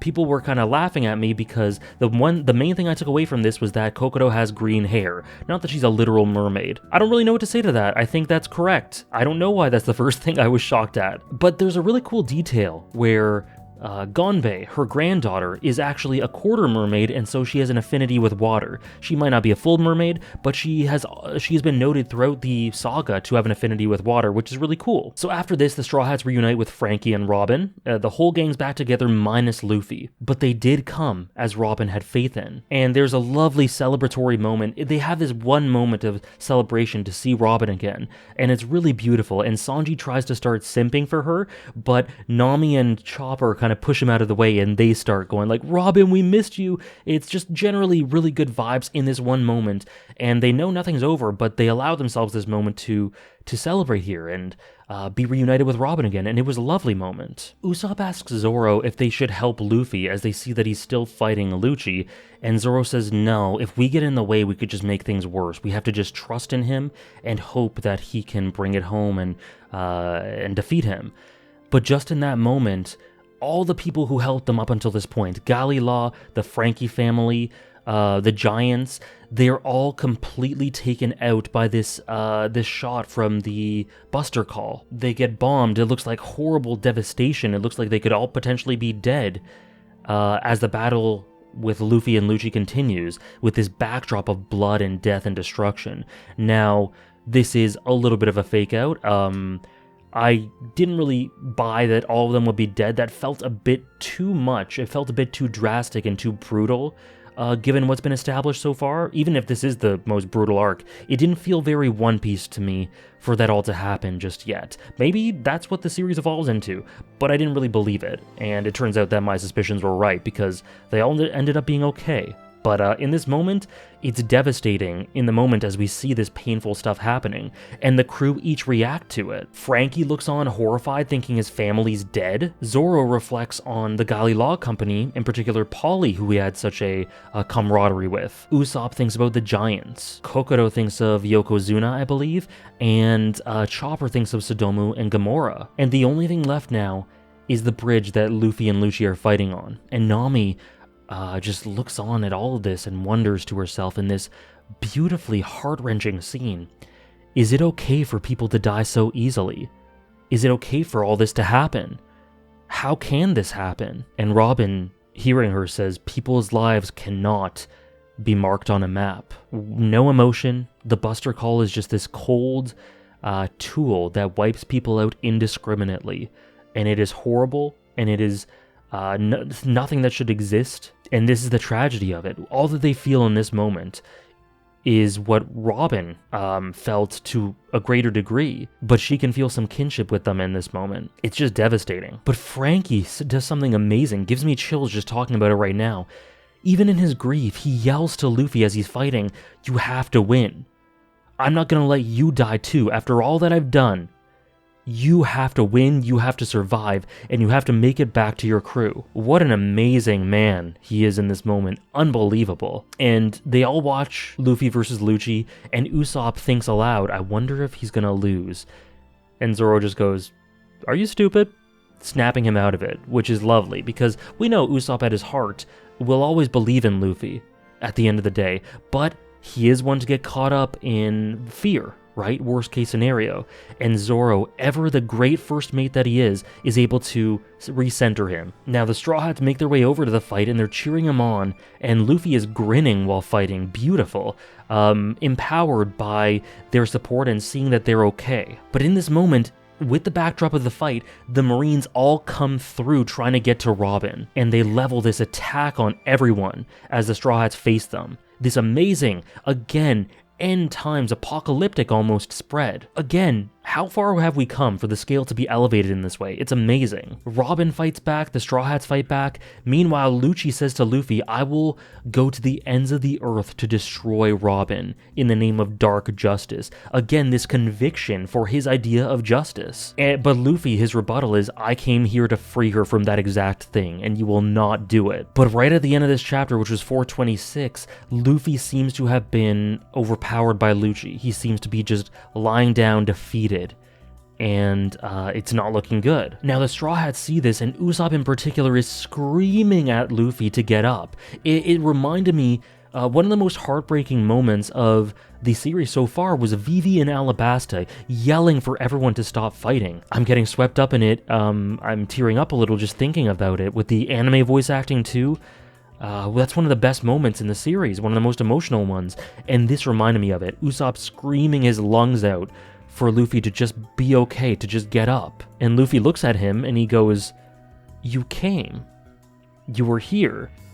And it strikes through the heart of everything, because we knew that, the crew knew that, but Luffy was still focused on Sogeking being this miraculous hero.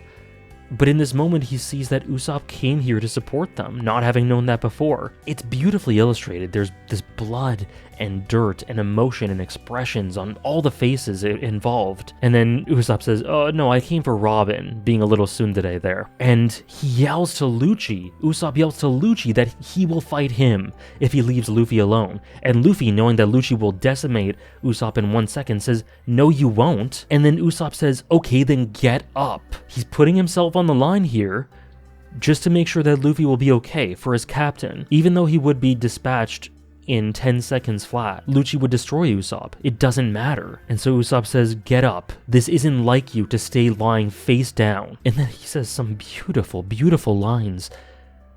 He says, "There's lots of black smoke around us, but you can still see the blue sky and the sea.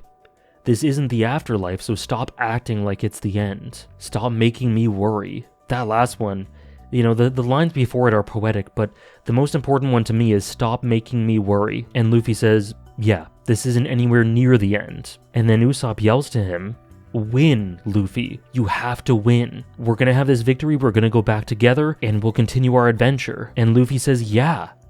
Just completely turned around psychologically, inspired by Usopp. And the beautiful thing about this is Usopp wouldn't have been able to encourage Luffy in this way if he didn't learn that from Luffy himself. With the hundreds of chapters before this that he learned from him about grasping your dreams, being courageous, protecting your friends, protecting your dreams, seeking freedom. All those things, those inspirational things, Usopp wouldn't have known that. He wouldn't have known to draw upon that courage without Luffy in the first place, and he pays it back to him here. Amazing dynamic these two have. It is just unbelievable. And it comes full circle as Luffy's inspiration comes back to him, but not at all discounting any of the role Usopp played in conveying it back to him again. That is a mix of what Luffy has taught him and how Usopp has taken it in and been able to execute it in such a beautiful way. That is his mark on the world, Luffy.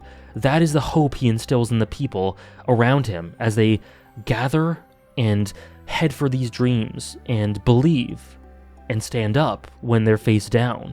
That is his mark on the world. And Luffy tells Lucci he's not done here, and he reflects on everything that's happened in this saga. And he gets up and lands one last attack on Lucci. And there's a great parallel, as earlier when Luffy got defeated by Lucci and was laying face down, there was a panel of him, kind of a side profile of him screaming, bloody, like a side profile of him, just his mouth open and clearly in immense pain. That exact illustration, the outline of that illustration, is shown with Lucci here. Really cool parallel here. If you want to know, it's chapter 427. But Lucci is defeated here. And Luffy screams to Robin, let's go, let's continue our adventure. And she happily tears up. And so here we have the reveal that the Galley Law Company, Frankie's family, they're all okay. They're celebrating Luffy's victory. Turns out that they're all okay thanks to some quick thinking from Polly. And this is just amazing. They get on an escape ship, and Usopp begins hearing a voice in the panic. And there's just a little line from him just saying, like, I hear someone. Who is that? And Frankie and his family are reunited. It's very emotional and lovely, but Luffy is unable to move. He is completely exhausted. He is completely spent. He's used everything to defeat Lucci here, and he can't get up. He can't move. Even in the midst of this destruction, he's just lying on the ground. He can't move. And Usopp again, Vivi parallels for me. He screams at him, "Get up! You have to get up!" He tells him to stretch. Luffy can't stretch. Nami tells Usopp they can take the ship to Luffy, but it's so difficult with all the devastation. And then the ship that Nami wanted to use for it blows up, but Sanji is able to save all who are on board, which included Chimney, Gonbei, Kokodo, I believe. Those were the errands that Sanji had to run earlier. As it tends to be a common theme with Sanji, he's extremely smart. He just randomly dips out of the story, but for good reason, to do some things behind the scene and usually save someone's neck, so good on him. But the Navy surrounds them, Luffy is still not getting up, and everyone is just urging for him to be okay. This guy who just again and again is able to take on the hopes of all these people, the dreams of all these people, and fight for them. He has done it. He has done what he needed to do, but now he is just helpless. Everyone yells for this guy who is this embodiment, this boy who is the embodiment of all their hopes, but Usopp hears a voice again. And right here, the second time he hears the voice is when I realized what was going on, because we see Usopp, we see Frankie, and I went, holy shit. Oh my god. He says, I've been hearing this voice for a while, and Frankie is kind of looking at him and he goes, what voice? Like, what do you mean? And Usopp looks below when they're under attack with all these guns pointed at them, and he sees something. And then he says to Robin to drag Luffy's body into the ocean and for everyone else to jump down. And he says, we have one crewmate left. And as he does so, he jumps into the sea. And he is the leader here. He is the captain. He's the acting captain in this moment. And again, this is something only he could have done. Not that only he heard the Mary, because that wasn't true. Others heard the voice. But only he could have put it together in this way and devised this plan and escaped and saved Luffy. He does all of this. He is essential to the crew. And I really want him to realize that, because they would be nowhere without him. He saves the day here. Multiple people save the day, but he is one of the foremost. They all jump into the sea then. Chopper's crying and panicked, very cute, but Nami is smiling, embracing this risk. It would seem to be a risk, but isn't for the Straw Hats, and it really shows how far Nami has come. She believes in these dreams. Think back to 200 chapters ago on Jaya when she couldn't really find the confidence in being able to put herself out there. But now, look at her. Her arc, unbelievable. And for one last journey, they jump onto the Going Merry. And the Going Merry says that they've come to take them on the high seas of adventure. And there's this beautiful, beautiful spread of the Going Merry and the crew. And this was the Mary's last voyage, one last voyage to save their crewmates. And it speaks to the crew, and it's carrying out this voyage, and it's thankful to have experienced all that it has. Luffy is dragged onto the boat because of Robin, and he tries to thank her, but she covers his mouth with her hands. It's a very cute, very endearing moment. And she says thank you to everyone, and has a flashback to when they all faced her, telling her to tell them to their face that she didn't want to live, which she obviously didn't because she did. And Luffy grins and says it's no worry at all. And then Zoro, the great first mate that he is, says we gotta get out of here. Like, this is great, This is lovely, this is emotional, but we want to live, so let's try to get out. Spandam, still alive somehow, still kicking, gives them the order to take out the crew, and Robin, saying that it's Admiral Aokiji's orders and the Navy follows suit, but they try to fire on them, and then they realize there's too much friendly fire, there's too much shit in the way, and the gates of justice are closing. And that was another part of Sanji's errand. And there's honestly kind of devastation in the sea. Even if they've evaded the military here, there are whirlpools everywhere, it's rough, it's stormy, but in the face of these things that most people would look at and go like, oh my god, and they'd be panicking, Nami, the navigator, the queen that she is, goes, this is nothing compared to what we've sailed. Just hold on, no worries, and we'll get out of this. Spandam is throwing a tantrum, the Straw Hats continue to just fight off their advances, and eventually they're able to escape. Meanwhile, Frankie, the Galileo family, the Giants, they all escape on the Puffing Tom. And Aokiji, just watching this spectacle, this devastation, this unbelievable series of events, was just watching it, and then he rides away on his little bicycle. What an interesting character. I am so interested in seeing where we go with him, but even just what we've got, what interesting morality, what an interesting way to look at the world and conceptualize justice and carry out your ideals. And a penny for his thoughts in these moments. I would love for some internalization, but I'm at the same time glad that we don't get any, because it keeps up this aura of intrigue. He's one of the most interesting characters in the series right now. Now, with all this done, the dust is settled, and Frankie asks Luffy, like, how could you have declared war like that? How could you do that so easily? And Luffy simply says what we expect him to say. Simple, honest, forthright, to the point. My friend was in danger, and that's what I had to do. And that's really all it comes down to, isn't it? Luffy, just through being who he is, the crew just through being who they are, enact positive changes on the world just as a byproduct of who they are. They didn't go into this arc trying to overthrow this corrupt government and trying to destroy this symbol, this island symbol of this establishment. They didn't care about that at all. They just wanted Robin back. And through doing so, I think it's symbolic that they leave this wake of positive revolutionary change behind them. I think that's deeply poetic, and I don't think that's coincidental. Now, we reach chapter 430, and this, I think, is the most emotional chapter of One Piece up until today, up until this point. I think it's the most emotional I've ever gotten, and I've gotten emotional. The end of Syrup Village, Baratie, Arlong Park flashback, Drum Island, Chopper's backstory, Alabasta, many moments in Alabasta, deeply emotional. The arms for Vivi. I think back to the backstory of Skypiea and the climax and conclusion of Skypiea. I think back to Usopp and Luffy fighting. I think back to I Want to Live. I think back to Usopp saving the day as the true hero that he is. And I don't think any of them are quite as emotional as this chapter for me. 430. There's a cute moment as Usopp has the mask on and Luffy, not realizing who he is, wonders where Usopp is, same with Chopper. And the Straw Hats discuss, as I alluded to, that they heard a voice, the voice of the Mary, and they're having trouble deciphering what it meant and what was going on, and there's a lovely little look of understanding between Frankie and Usopp here. Now, right on time, right in the nick of time right here, Iceberg arrives on a ship, and Frankie calls him Idiotberg. I think his nickname insult game needs a little bit of work, but we'll give it to him. He calls him Idiotberg, but it's so clear that he's so glad to see him. And Robin kind of silently watches on, and Luffy's really glad to see him, kind of sensing his good character, that intuitive nature of his. Iceberg's been kind of all over the place in terms of what the Straw Hats may have thought of him, but Luffy's consistently, from a certain point, looked at him fondly, and I think that says something about his character. And Iceberg's deeply impressed at what they did. They overthrew or defeated the world government here. But right here, in this moment, the Going Merry actually just cracks in half. It is on its last legs, quite literally. It cannot do any more voyaging. It is done. And it used the last of its life to go out and do this last voyage and save the crew that it so desperately loves. And we see a flashback. In the midst of the Aqua Laguna, Iceberg came upon the Going Merry. And he heard a voice saying, I just want to sail. I want to sail one more time. And in the midst of this storm, Iceberg, driven by this kind of undescribable, ineffable need to restore this ship for some reason, almost driven by some sort of cosmic purpose, it seems like, or something deep within him, or both. He just needed to restore this ship so it could go on one final voyage. It's so atmospheric. He wanted to just allow it to have this last voyage.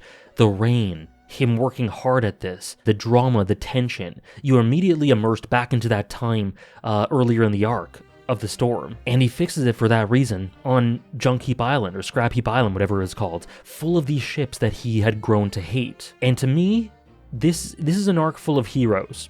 To me, Luffy's a hero. To me, Usopp is a hero. Sanji's a hero for Usopp. There are multiple heroes throughout this arc in minor and major moments, and Iceberg's another one. Because just as Usopp saved them by recognizing what was going on, just as Luffy saved them by defeating Lucci, just as Robin was a hero through all that she went through, just as Frankie was a hero to Robin and the Straw Hats in multiple ways. Without what Iceberg did here, the Going Merry would not have found them. And we go back to present time and he says, this ship is a miracle. I've never seen anything quite like this. It lived a wonderful life. And Luffy, he just says, I get it. And there's almost like a collective exhale and they let go. The kind of burning embers of his love for it made him plead a little bit in desperation for it to be okay. But this is reality. It is time for goodbye, and that's the captain's duty, to lead his crew in saying goodbye to their fallen crewmate. And Nami's crying, and everyone is so upset. Chopper's crying. Zoro and Sanji are, they're as you would expect, they're a bit more withdrawn, but nonetheless devastated. You can just see it. And notably, Usopp, who has been kicking and screaming for this not to be the case, for all the self-worth he ties to it, for all the bits of himself he projects onto it, he accepts it. He knew that this was always going to have to happen, and in this moment, he accepts it. Perhaps because he's built a greater sense of self-confidence through the events of Enies Lobby. Perhaps he's been refueled through what Sanji and his other crewmates have shown, the faith they have in him. But I also think it's just a moment of personal growth. In addition to that, this is just what happens. We all have to say goodbye someday. The one who could never let go of it finally accepts it. No arguments. It's time, and he's finally accepting Luffy's command, his word. And he knows it's the right thing to do. This final voyage was the final encore for the Going Merry, and it's over. This is the funeral. This is its death. That theme of letting go, that theme of things being ephemeral, it all comes together here. And Luffy says, wow. Luffy says, the seafloor is dark and lonely, and so we're going to see you off. And they do this Viking funeral, burning it as they all watch on. Beautiful, beautifully done. They set it ablaze, and memories of it flash through. And Usopp says, this is a goodbye between men. We must all say goodbye one day, and I won't shed a tear. And he says, Luffy himself is ready. And they all watch on, silhouetted against the fire. And I did happen to watch this anime scene, this episode in the anime, with some of you who are watching this, I'm sure. There wasn't a dry set of eyes. It was even better in the anime somehow. They really just squeezed every bit of emotion out of this funeral. Chopper just wailing, crying, the flashback of memories with the Going Merry. All of that, the music, the visuals, it is just beyond words. And so here we also reach this conclusion of this theme that has to do with Robin, of inherent power. As the crew embraces her and saves Robin and the story embraces her, and Iceberg has no complaints either, we see that she is not a witch, she's not a devil or a demon. Existing is not a crime, and just the fact that she has this information doesn't mean that she will use it for devastating, horrible means, as much as people may fear that. All that matters is the intent and the goodness of the person, and Robin is one of the best people out there, and she deserves love, and she deserves life. And so now she's part of the crew here. This is like Arlong Park was the formal induction of Nami despite her being with them before. To me, this is Robin's formal induction. She always had a bit of a barrier that didn't allow her to fully embrace the crew and allow herself to be embraced by them fully. And I don't think, honestly, knowing her personality, I don't think she's going to really stop being a little bit on the outskirts, a little bit watching on about what's going on, watching on from the outside during their parties. But I think she will, not that her smiles were ingenuine before, because they were very genuine and she appreciated all that she had with the Straw Hats, but I think she'll allow herself to, like I said, be embraced more and to embrace them more. But yeah, the crew flash back to all the adventures to the sky and back, and the Going Merry remembers as well, and she says, I'm sorry. I was looking on the wiki. It seems to have she, her pronouns, so I'm just going to use those. She says, I'm sorry, I wish I could have taken you further.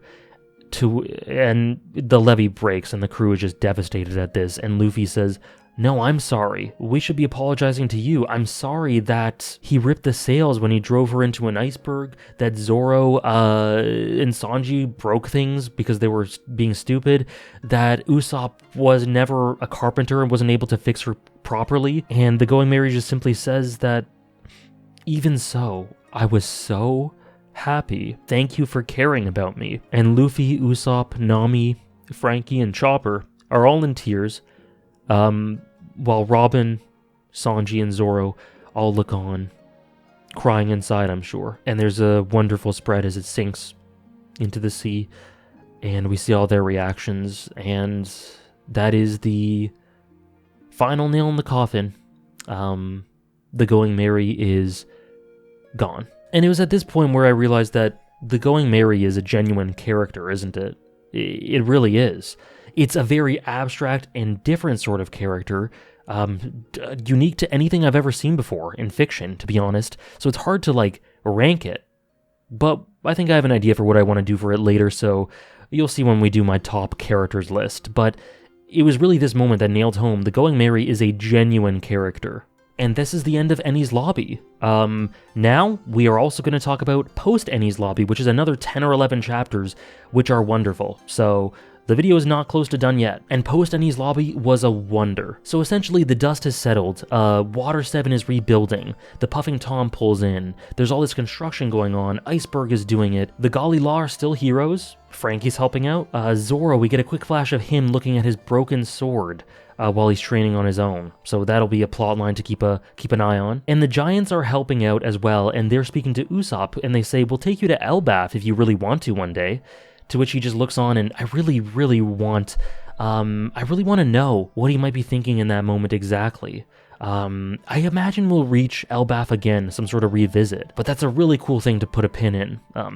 Maybe it'll happen in 100 chapters, maybe it'll happen in 500, maybe it hasn't happened yet, but I can't imagine that there won't be more to that. And Frankie and Iceberg are talking, and they're talking about how the blueprints are burnt, and it's good news because that knowledge cannot be used for horrible means, but they've essentially declared war on the government by doing so, especially, mainly Frankie. And Iceberg says something awesome here, which is, I'm going to make the whole city float, the whole of Water 7 to float, because it's unsustainable, being as they are, to be built upon these sort of rotten, old foundations that can be destroyed by the Aqua Laguna. So making a ship that will float will make it much more sustainable, much more dynamic, and able to ride out storms like this. And they both remember Tom here. Tom was able to do something that was assumed to be impossible.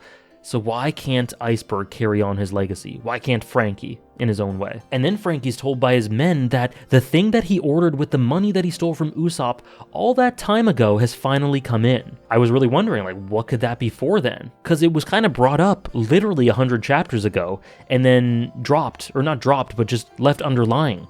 Clearly Oda kept thinking about it, but I had kind of forgotten, so I'm glad that it comes back here and it's so meaningful. Luffy is resting and eating while sleeping somehow. Kokodo says they have a few days before the log pose resets. Nami's depressed because now they don't have a boat and all her tangerines are gone, but those were kind of confiscated by Frankie's family, and luckily, a lucky turn of events, she still has her tangerines, and it's kind of adorable. And it's lovely, even given what Chopper went through himself, he takes care of all the injured, the wonderful doctor that he is. And then we get a bit of a lore drop, as Frankie tells the Straw Hats the meaning of what he ordered. He says that there was a tree in this country that never fell, and the people would go to it, and it would always be standing, even if the land around it was totally devastated. This was called the Treasure Tree Adam, or the Jewel Tree, and it is this everlasting mythical tree, and he ordered wood from it. Now, naturally, it's very expensive, and with this wood, he wanted to build the Ship of Dreams, the ship that will sail across the entire world and be everlasting in the same way that that tree is. Really cool bit of world building, really cool bit of mythos that I really enjoy, adds this fantastical element, another fantastical element to the world. I really like it. And so he says, this is my dream, to build this ship, and you don't have a ship?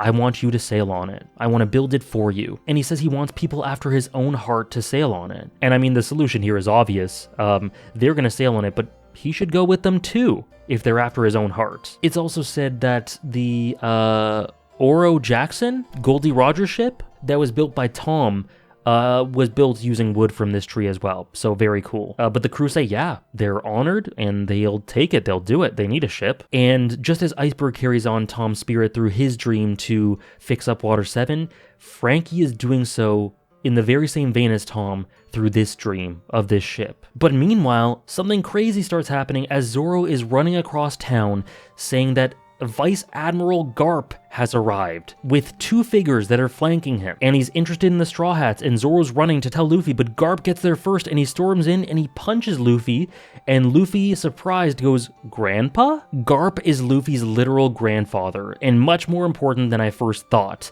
You guys must have been dying when we had the cover story where Garp takes in Kobe and Helmeppo, and he got like hit in the face by Full Body or someone. And I was hypothesizing, like, R.I.P. Admiral Garp, I guess he's dead. You guys must have been dying. That was all the way back in Arlong Park, and I just thought, I guess he's just some random guy who died. But, seems he was okay. Seems he's Luffy's friggin' grandfather. And everyone's shocked at this. His name is Monkey D. Garp. He's Garp the First, a hero of the Navy. Nami and a couple others, I think Robin as well, have heard of this, and he's a very interesting guy. He's very boisterous, he's always grinning, very rough around the edges, and he's very liberal with physically beating Luffy. He doesn't really hold back in that regard, which I think definitely toughened Luffy up. But I don't know. We'll see how to evaluate this guy as we go on. There are some more bits I need to talk about with him, but that's coming in a bit. But as a grandfather and as a person, we'll see how to evaluate him as a character as well. Really interesting. And he says some interesting stuff for their family dynamics here. He said that he wanted Luffy to become a Navy man, but Shanks filled his brain with these crazy ideas that made him want to become a pirate. So they're on opposing ends from one another. They're technically kind of enemies, but I mean the Navy is very gray in a lot of ways. We have Smoker, Tashiki, Garp now, I guess, Kobe, to skip ahead a little bit. But Luffy says here that he was always going to be a pirate. And I believe him. I think he's telling the truth here, or at least what he believes is the truth, which I think is the truth. But then Garp gives some really important exposition here as he says that Shanks is one of the 4 emperors who are on par with Whitebeard, who is also an emperor. So Shanks, Whitebeard are 2 of the 4 emperors of the sea, which is crazy. Just tons of more new information just dropped out of nowhere. And yeah, Shanks and Blackbeard, it kind of fills in the gaps for some of their scenes earlier. Now Zoro's still trying to find the others, probably a bit lost, as he realizes that the Marines are here for Luffy. And 2 who I forgot about, but it was pointed out in chat, Michael and Hoikel show him the way to where they are, to point him in the right direction. Now, because of the hubbub that Zoro is causing, Garp realizes that he's there, and he sends 2 of his men after him, the 2 that were flanking him, and we know who these are. They get taken out very promptly by Zoro, and it ends up being Kobe and Helmeppo. Especially Kobe looks completely different. He looks great. He's matured a lot. Physically, he looks fit, muscled up a little bit. He's grown into a man through this training. So good on Garp for whipping him into shape in that way. And he seems happy. He seems optimistic, and Luffy recognizes him, and Zoro recognizes him, and it's a lovely, lovely reunion. Another example of how Oda just doesn't forget about these characters. He doesn't allow them to be taken. I mean, it's been 400 plus chapters since we saw Kobe, but he doesn't allow them to be completely just swallowed by the plot and forgotten. Everything has a role. Everything comes back, and that's why I'm so encouraged when I see even like bits of Shanks, or bits of Mihawk, or bits of Blackbeard or Whitebeard or whatever, because I know that they'll be relevant eventually. Kobe's delighted to see Luffy. He says he needed to stop by and say hello to this guy who likewise inspired him. Helmeppo is kind of the side banana here. He gets a bit upset when no one really recognizes him. Poor guy, but I mean, fair enough. But then Garp says in the midst of this another bombshell, "I heard you met your father in Logtown." And who's the first person that comes to mind? Smoker. But after realizing very quickly that Smoker cannot be Luffy's dad, who else is there in Logtown? Who's the other huge central character that we saw there? Dragon. The guy who just goes missing, says some cryptic shit, goes missing for hundreds of chapters, comes back to say some very cryptic shit again, and then goes missing for another 200 chapters. Luffy's dad, his son. He is known as Monkey D. Dragon the Revolutionary. He's famous. And now, because of being this revolutionary, his demeanor during Logtown makes sense. Being this person who advocated for this conquest, this dream, this journey for Luffy. It makes total sense. And it makes total sense that he's being hunted by the government as well, as Smoker said during Logtown. He's a mysterious guy. He leads this army to go up against the world government. He's a revolutionary. What an interesting character. So Garp then tells Luffy that even though he's technically the enemy, he's not going to go after him because he's his grandson, which is nice enough, I guess. Probably the bare minimum you'd expect from a grandfather, but no, I'm joking around, but Garp is genuinely interesting to me, and I find his relationship with Luffy to be really foundational, I think, to the type of person he became. Luffy takes some time to bond with Kobe and catch up, and I think Sanji asks Zoro, like, don't you know this guy too? But Zoro says, yeah, I know him, but Luffy is the one who saved him, and there's a difference there, and there'll be a moment for me to say hi and catch up a little bit, but this is their time. Again, great understanding from Zoro. He is just extremely observant and honestly, which is, it's weird to say this about him, but he can be very emotionally intelligent. Nami listens in to the dialogue between Kobe and Luffy, where Kobe gives some interesting technological world-building details. He says he got to the Grand Line through the comm belt because the marine ships have sea prism technology that allows them to do that. Now, apparently a doctor called Dr. Vegapunk formulated this, and Dr. Vegapunk is some sort of genius. Seems like an important name drop. But once the conversation moves on from Luffy and Kobe talking about these world-building details that are of import and that are kind of important to Nami, which is why she wanted to listen in, and as soon as they start emotionally reminiscing about the past, she smiles, very sweet smile, and hangs up. And really nice bit of understanding from her there. But then we get some really cool stuff where Kobe tells us, and Luffy, that the second half of the Grand Line is called the New World. Epic. What a name for the next step, the next logical step in the story. The Grand Line was built up the whole first saga, the whole East Blue saga, and then Logtown kind of gave you that jump into it, and things and the stakes ramped up. But as things continue to ramp up more and more, you gotta wonder, how does Oda continue to one-up himself? As they get stronger and stronger, how do they continue to find foes that prove to be a challenge, or islands that prove to be a challenge? It seems like he's got that covered with this new world. I imagine we'll also revisit former antagonists, Sir Crocodile, I think. We also have some antagonists looming in the back. Blackbeard, perhaps Whitebeard, I don't know. I'm not sure exactly the role these characters are going to play. Regardless, yeah, this is a huge hook for the rest of the story, of which I have 600 chapters or more. But yeah, this new world, and then the wind blows, and there's this silence. And then Kobe says, let's meet there in the new world, and once we do, I'll be an admiral.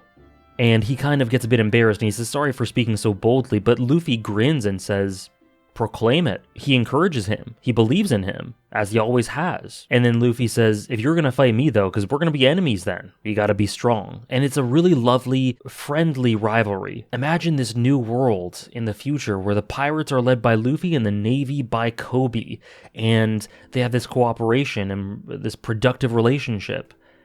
That is a kind of, that is almost utopic. So we'll see if that ends up coming to fruition, and it obviously won't be as simple as that. And that does seem like something, honestly, that seems like last 100 chapters of the entire series material or something like that. That seems far beyond, so maybe you guys haven't even gotten to that point where Kobe ends up being that important or that sort of situation materializes. I don't know. But either way, it's a lovely, lovely touching of bases. And Zoro eventually joins them, and it's really cool. I think it's really cool. And also it's cute that Chopper was actually listening to their whole conversation as well, just being the cute character he is, just kind of listening in. Now, everyone's partying together, and Robin is again on the outside, which is part of the reason where I kind of gleaned, as well as her general personality, that she's just that type of person. But in the middle of this party, as she's looking on, Admiral Aokiji shows up, and I'm like, give this woman a break. Can she not just catch a break? Unbelievable. And he says, listen to me, and she keeps an eye on the party. He's kind of behind her, and he asks her, why didn't you run away? And she says, because I couldn't abandon them. And he mentions Saul again. You know, because of his sacrifice, you are alive, and I need to see what you do with the life given to you by Saul. He continues 20 years later to think about Saul. Quite a connection he has to him. And he said that with you, I thought that you wouldn't be able to find a home. I thought that you had some sort of death wish, which explains some of his actions towards her before. And he expected Enies Lobby to be the end of the line of O'Hara people, and Robin, but then they defeated CP9. And then he asks Robin, have you found a place where you truly belong? Is this your home? And she says yes, and she says that she'll show him what she's done, or what she will do with the life that Saul gave to her. And Aokiji kind of nods or approves, and he says, all right, continue to live your life because the whole of O'Hara lives within you. Do them proud. And then Aokiji leaves very mysteriously, as he tends to do. Luffy kind of interrupts and goes up to Robin and tries to invite her into his festivities. It dispels the tension really nicely. Aokiji is so interesting. But then we cut after this to Mary Joa, where the 5 elders are told that Shanks and Whitebeard have met up. And Whitebeard allows him on the ship and says, you better have some good alcohol with you. And Shanks is going on the ship, and he just has this aura of power and menace around him. It's the sort of perspective as these people look on, the shipmates look on, that we haven't seen of Shanks. We haven't thought of him as this immense threat, because we've seen him from Luffy's eyes. But here, in this moment, he is devastating. And some others say that his haki is overwhelming. Again, name-dropping haki. Some sort of deal with mantra, I assume? I still don't know. They haven't really expanded upon that, but we will see where it goes. We get introduced to a couple of characters, Marco and Jozu, Whitebeard's commanders. And then we get some details about the past. We hear that Blackbeard gave Shanks the scars on his eye. Interesting. And then Whitebeard says looking at those scars reminds him of him, quote unquote. Now, does that mean Blackbeard? Are they going back to Blackbeard? Could they be talking about him in the past? Roger? I have no clue whatsoever, but that'll be filled in eventually. Or maybe it's a character we haven't even been introduced to yet. But we get a bit of a flashback and we see that Shanks and Buggy were part of Blackbeard's crew, or Whitebeard's crew, when they were kids. Kids meaning just younger, not actual kids, I don't think. Which adds some cool context for Buggy. I mean, we already knew that they knew each other, but it adds some cool context for Buggy and a bit of a hook for maybe some more emotional context or some more weighty context for Buggy. It's definitely there. And then there's also some details about how Mihawk and Shanks were always kind of at odds with one another. They were kind of rivals for a long time, which, if you want to talk about the most raw rivalry in the series, that is it right there. But because these two of the 4 emperors are meeting here, this is causing the government to panic because the emperors are apparently at odds with them, and this is bad news. And yeah, they're not comfortable with this. And this meeting just feels historic. It feels huge. The emphasis put on the atmosphere and the tone here. It just feels like history is being made here, that some sort of tides are shifting as Shanks and Whitebeard talk. I really love the atmosphere of this. These are 2 monumental people in this setting, and them meeting together is a big deal. And then we get to the best line in this chapter for me, which is Whitebeard asks Shanks what happened to his arm. We know that happened in chapter 1, so it has been ages since Whitebeard last saw Shanks, which adds to the feeling of this being this historic meeting. So he asks him about this, and then Shanks says about the arm, I gave it up for the sake of a new era. Luffy carrying forward that torch of a new era that he entrusted to him. Wow, I got chills at that. What a line. But ultimately, at the end of this, Shanks says, please don't go after Blackbeard. Ace is trying to get to him, and he doesn't want Ace to reach him because at the end of the day, things will spiral into chaos. It could be bad news for all involved, from his perspective. And then Whitebeard says that Blackbeard broke the principle of not killing your own crewmates, which is like, this is a blasphemy, and that requires punishment. So, understandable, strong principles, but that isn't what Shanks wants to hear. And so they clash, and when they clash, their swords clash, we see a wide shot, it might have been a spread, as the clouds kind of cleave in two, and this legendary meeting ensues and spirals into this chaotic fight that tears the heavens apart. It's so epic, it's so grand, and it got me so invested in what's going on here, in the outer reaches of the world, with these huge players. Things are expanding in the One Piece universe. And then in another place, speaking of the devil, the Blackbeard pirates are searching for Luffy, and Ace finds them and interrupts them. Now we cut back to Water 7, where the ship is being built by Iceberg, Polly, the Galila Company. They're working hard at it, and it's really lovely. It's like a throwback to old days. The Frankie family get no bounty whatsoever when they assume they would have, and Robin hypothesizes that, as he is wont to do at times, Aokiji might have been the result of that. Again, what an interesting guy. This seemingly soft side? I don't know. And in the meantime, Usopp is away from the crew, kind of rehearsing his comeback speech, like, oh, you guys want me back? I guess you're useless without me. Very kind of, in a vacuum, quite obnoxious. And I love that for him. It's very in character, but it's like, come on, dude. You are the one who was wrong here. You are the one who should be asking to be back on the crew. They're not going to be begging you for this. But it's so human. It's so not wanting to take a look at your own flaws. And so you understand why he does it. It's uncomfortable to think of any other scenario where he has to prostrate himself, but at the end of the day, that's just how it is. Kokodo says to the Straw Hats that their next destination will be Fishman Island. Really cool. Could there potentially be more information about Arlong? Because I've been saying since forever, since Arlong Park, that I really want to know more about his backstory, about where he comes from at the very least. Maybe we won't see Arlong, but maybe through this arc that we get in the future, we will be able to understand more of where he comes from, more of why he was the way he was, which is really exciting to me, really exciting prospect. But to get there, they have to go through the Florian Triangle, this really dangerous patch of sea which claims 100 ships a year. There are ghost ships throughout, so it's bad news, and traveling through that is not going to be easy. And Kibi and Mozu, in the midst of this, come up to the Straw Hats and tell them that their ship is done so they can come and see it. But on the way there, they're interrupted and they're shown their bounties. And oh my goodness, these bounties are amazing.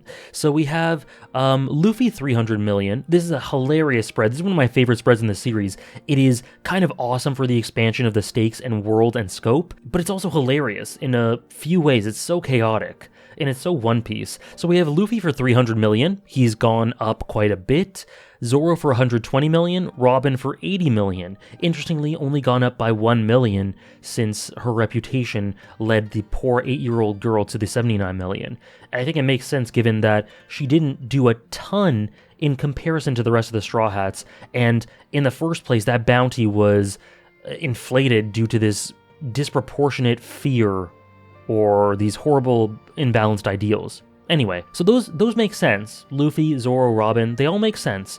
Here's where it kind of gets chaotic. So we have Sanji 77 million with the most hilarious, horrible, awful drawing of him instead of a photo for the wanted poster. Because there was no photo available, so someone had to draw that shit. I couldn't believe it. I was dying. Of course he gets the short end of the stick like that. Then Soga King, 30 million. I was hypothesizing before, I think Soga King's gonna get the wanted sign. He's gonna get off. Usopp's gonna get off scot-free. Soga King though, not so sure about that. So he has a bounty of 30 million. Nami has a 16 million bounty, but she's posing for her photo, which is hilarious. And you're just like, the more you read from this wanted poster spread, the more you're just like, what is happening? And then Chopper, 50 berries. I misread it at first and thought it was 50 million. No, it's 50. They clearly didn't see his rampage or didn't connect it to him, and they just thought he was a pet for the Straw Hats, and he's a 50 berry bounty. It's so funny. The reactions are so funny. Chopper and Sanji are devastated at the state of affairs. Chopper with his tiny bounty, Sanji with his photo. The top three are just kind of grinning. Nami is horrified. But it's really cool because they're all convicts now. Every single one of them, not just Luffy and Sanji. Well, I guess and Robin too. But every single one of them is wanted now. This is a huge turning point and the world has taken notice. But also, in addition to them, Frankie has a 44 million berry bounty. He's in between Usopp and Sanji, the fifth most notorious of the 8, I guess. And so the family begged them take him with you. He could be your shipwright, and he wants to go, and it isn't safe for him here. His dreams coalesce with yours, it just makes sense, and he's the son of a pirate, so it's in his blood. We then learn that Nami posed the way she did because she thought that the person taking the photo was doing it for some sort of magazine. Hilarious. Sanji and Chopper are still devastated. We get some context and see that when they took the photo of Sanji, the lens cap was on, so they had to just do it from memory. They thought that Sanji had some sort of darkness power that didn't allow his photo to be taken. Unbelievable. Chaos everywhere. But the crew come to see their new ship called the Thousand Sunny. And it is beautiful. It is gigantic. There's a garden, there's a sloop sail, there's an aquarium. It takes all their needs into account. There's a fully stocked kitchen for Sanji. It just has everything. It is a dream ship, and it is made to be sturdy and made for the longest journey ever, to go to the ends of the seas and back. And it's made with that in mind, so the durability factor shouldn't be a problem anymore. And if it is, they have an expert shipwright here. Well, I'm skipping ahead, but they have an expert shipwright here to solve any problem. So this is a big step up in scale for them getting their bounties, for the scale of the world, the new world, and the boat too. Now they have a ship to match. Then Iceberg says to Frankie to go to sea with the Straw Hats. He doesn't need to feel like he's indebted and he has a duty to stay. And Luffy asks him, "Do you want to join me?" Now Iceberg had told the Straw Hats previously that Frankie should go with them. But the thing is, he feels indebted and he feels like it's his duty to stay. So they are going to have to ask him. Luffy is going to have to ask him to join. Now, it's not that Luffy would force him to do something he doesn't want to do. We know that Luffy wouldn't want to do that. But this is the trigger that would cause him to take the first step towards actually joining. So Luffy asking is a necessity. It's what's needed to free Frankie. Now, back in the present day, this is bizarre. Frankie's family take off his boxers and start keeping it away from him throughout the whole damn city, leading it to the Straw Hats, and then Frankie's going, "Give it back, that's my only pair," which is gross. This is extremely bizarre stuff. I don't know quite what to make of it, but it fits in very directly with the One Piece overall feel. It's very lighthearted. It is strange, but hey, it is what it is, and it's in character, and I don't really have much of a problem with it. It's just kind of weird. It's kind of strange. But what is One Piece if not strange at times? But yeah, Frankie is straight up nude. He's being called a pervert in the street. Luffy has his underwear, then he gives it to Chopper. Chopper's running away with it in his mouth. Poor Chopper. He's gone through it this arc. And then Luffy says, "If you join us, we'll give your trunks back." And then we get this chapter where we have this saying, very beautiful, emotional saying from Frankie as he poses and says, "A man is naked his whole life. May he be like a lion and stand against the crashing waves." So Frankie continues this bizarre crusade. People chase him, or he chases others to get his underwear back, and ultimately we get a flashback back to Frankie's dream really quickly, a quick flash, and Iceberg tells Frankie, "You need to forgive yourself. Forgive yourself for what happened and move on and go on this adventure." And this is a huge moment because Iceberg was the one who said he'd never forgiven before, so if Iceberg has forgiven him, all that's left is for him to do it for himself. He's earned the right to live out his dream, and his family and everyone say to think about his own happiness for once. Now, prior to this, Robin had used her powers to use her hands to stop him dead in his tracks by grabbing his, and that has stopped him dead in his tracks before he got this sort of talking to from Iceberg and his family. And here he pretends to be getting attacked by Robin's hands again when she's just going, "I'm not doing anything," because he wants an excuse to be able to cry. And that is a really nice touch, which I thought was very in character, very endearing, and bizarrely heartwarming in the midst of someone's balls being completely strangled. Well, that was a fake, but you get what I mean. And then Frankie agrees to be their shipwright. Finally. Now we see through the crew that they all agreed eventually that Usopp would have to apologize if he wanted to join back. He would be allowed to join back, but he would have to deeply apologize. And Zoro says that. Zoro's the one who lays down the line here. He says, "No matter what you want, Luffy, even if you want Usopp back, we have taken a step into the grand expanse of the world. We are notorious, we are outlaws, and so we need to be functioning like a serious crew with a serious hierarchy. We're all friends, we're all family, but We need to have a genuine structure here, or else it all falls apart. There has to be respect, there has to be a system, there has to be a hierarchy. Usopp challenged the captain and lost. This isn't even about him being wrong about them going merry. This is just that he lost, and so he needs to own up to that. There has to be culpability for him to come back. So this stuff with Usopp practicing his speech and saying, oh, you want me back? It's not gonna work. He needs to take responsibility, he needs to apologize, and he needs to do all of this, and then only then will they welcome him back. But if he doesn't do that, they are going to leave without him. And you guys know how much I love Usopp, but this is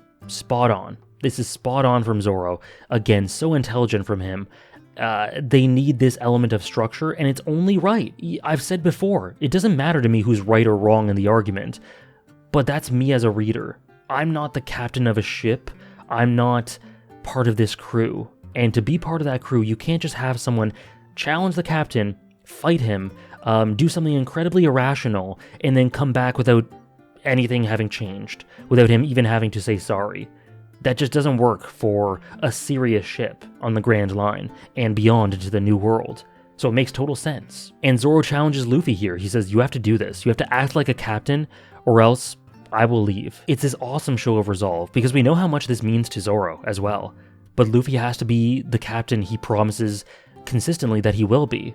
And he holds him to that. So Luffy agrees. They've challenged the world. They can't play at being pirates. So they start setting off, waiting for Usopp to come back to apologize to them when he's on the mainland. But as they do, Garp gets orders from the higher-ups, and he says, oh, looks like I actually have to kill Luffy. Sorry about that, no hard feelings, but I gotta do this. Kobe doesn't like it, obviously, but Garp he doesn't really relent. He doesn't really resist, it seems like. He just goes, that's too bad.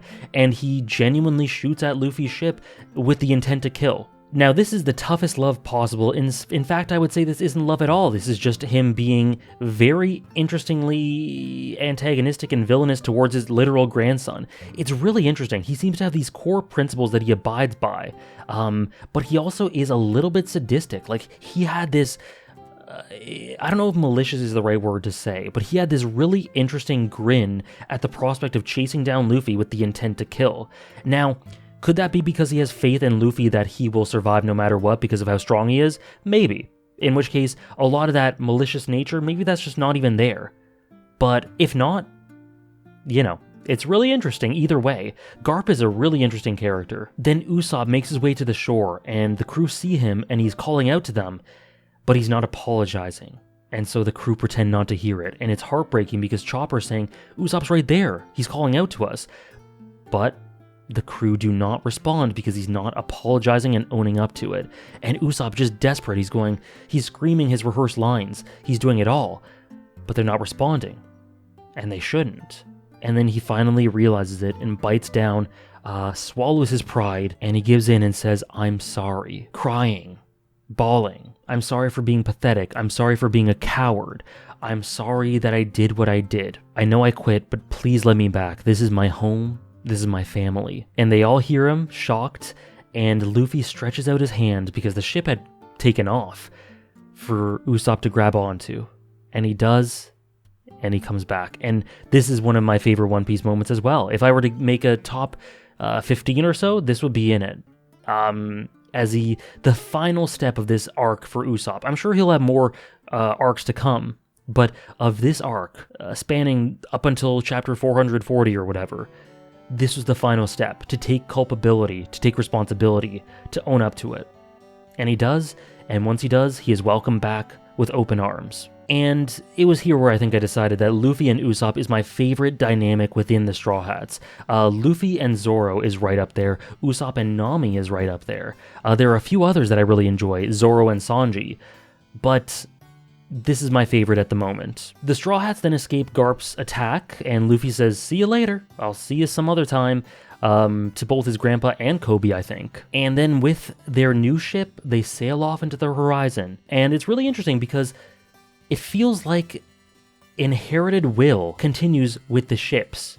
It continues not just through people and these role models that leave behind these crewmates, but it happens with this ship too. The Going Merry was a ship, and its legacy was to be this beacon of adventure and freedom for the crew, to take them where they need to go, shore to shore, shore to sky. And that's what the Thousand Sunny is doing. So this theme of inherited will is continuing in the ship, which is really cool, really lovely. Then we cut to one of my favorites, Smoker. He's looking good. He's buffed up, it seems like. He is looking tougher than ever. Him and Tashigi are on some unknown island, and they hear about what happened on Enies lobby. Each of them have these updated designs, but they hear about this, and they hypothesize pirates will look up to the Straw Hats now. This will sow chaos for them, and it's interesting to see this from their grayer perspective from the Navy, within the Navy. And yeah, this is going to embolden tons of pirates, many of which are much worse than Luffy and crew, I imagine. But now, whereas before he had this camaraderie with them at the end of Alabasta, this seems like a step too far. He seems furious about this, and he says that he's got to stop them. Will he be doing this in the New World? I don't know. Either way, you guys know I love me some Smoker, so seeing him again got me so hyped, and I can't wait to see how he re-enters the story. His sense of justice has been, it seems, challenged, and maybe pushed to the limit by what the Straw Hats did, and honestly, I think if he knew the full context of what they were fighting against, he wouldn't be so amped up to try to fight them or stop them. But the thing is, he doesn't know. So, in this moment, this is the last straw. And now from this point, we go around the world to see all the people that the Straw Hats have affected, all the places we've been. It's a lovely last way to tie this amazing, insane, all-encompassing saga together. And we go to Alabasta. We see King Cobra, Pell, Igaram, Shaka. They're reading a newspaper where the Straw Hats are there. We see Vivi, my queen. I missed you so much. I continue to miss you because we only see her a little bit. And she doesn't seem too surprised that Robin has joined them. She probably knew something we didn't. And the Straw Hats then have their classic Straw Hat celebration at the end of an arc, and they set out to head to Fishman Island. Now, continuing from Alabasta, we go to all the different locations. We go to people reacting to the crew's exploits. We see Zoro's village and his mentor, I've forgotten his name, one second, Koshido. We see Koshido, who takes pride in this, and we see that his village is named Shimotsuki Village. We see Luffy's village, and Garp is mentioned by the mayor or the head of the village, which is really interesting, now that we have context for why he has a connection to them. We see Kaya thriving in Syrup Village, and we have Usopp's crew. We see Coco Village with Nojiko and Genzo, who's quite overprotective of Nami's model pose picture. And we see Drum Island with Kureha and Dalton, which is now named the Cherry Blossom Island, right? Lovely. It's just so lovely to see this all encapsulated through how many lives this crew has touched and benefited, and all the places from which they've come from, all the places they affect through their exploits, and all these people that are with them, even if they're not physically with them, spiritually, emotionally. They carry so much more on their backs than they know. Or maybe they do know, and they just accept it with a smile, as Luffy does. Again, that really traditional One Piece stuff of this integrative world. It's really well done. And on the Grand Line, on this island full of white soil called Baltigo, someone is talking about the Straw Hats, and Dragon is getting this news. And he wills Luffy forward. He wants Luffy to continue, saying that he will change the shifts and tides of the world. He will shift history. Kind of what Shanks said. And he says that one day they will meet. Hopefully. It's been teased for forever, so I sincerely hope so. I can't wait to see Dragon's role in this story. I'm really hyped for it. It may happen at chapter 800 though, given the way in which he's fed to us, but that's okay. That's okay. As long as it's good in the end, all's fine with me. If I have to wait forever, that's totally cool. Now, Ace and Blackbeard begin fighting, which is what Shanks didn't want to happen. And we see that Blackbeard has gotten his hands on the one fruit he desired. And it was the reason he killed Thatch, who was the commander that he killed in the Whitebeard Pirates. And it provides him with this power of darkness. It allows him to absorb energy and release, and wow, the imagery here, he just looks like a complete menace with all this darkness around him as he cackles and laughs. Yeah, I'm getting big time, potentially a pretty raw antagonist vibes from Blackbeard here. I can't wait to see how it goes, and I don't imagine that either of them are gonna die here, but we don't know the outcome of what happened. It just cuts off. But I hope Ace is okay, because His role in the story has been very, very minimal, and he seems like such a cool character, so I'm sure he's not done here. And Blackbeard, there's no way he's dead, not with this just being introduced. So we'll see both of them later, I'm sure. But Blackbeard here is established as this genuine, ominous threat. Clearly he thinks the same way as Luffy, in some ways with regards to dreams, but goes at it in a completely different way. Like we saw how they have completely different preferences when it comes to food, which indicates that they might have the same core ideas, but different complexions of that idea and different ways they go about it. And it's said at the end of this chapter, 441, that this duel triggered some sort of big event in the future. What does that mean? No clue, but we'll see eventually. Some big event. Seems monumental, but that is it. In what is the biggest video so far, I think, in terms of chapters. That is the end of Enies Lobby and Water 7, the one complete cohesive arc.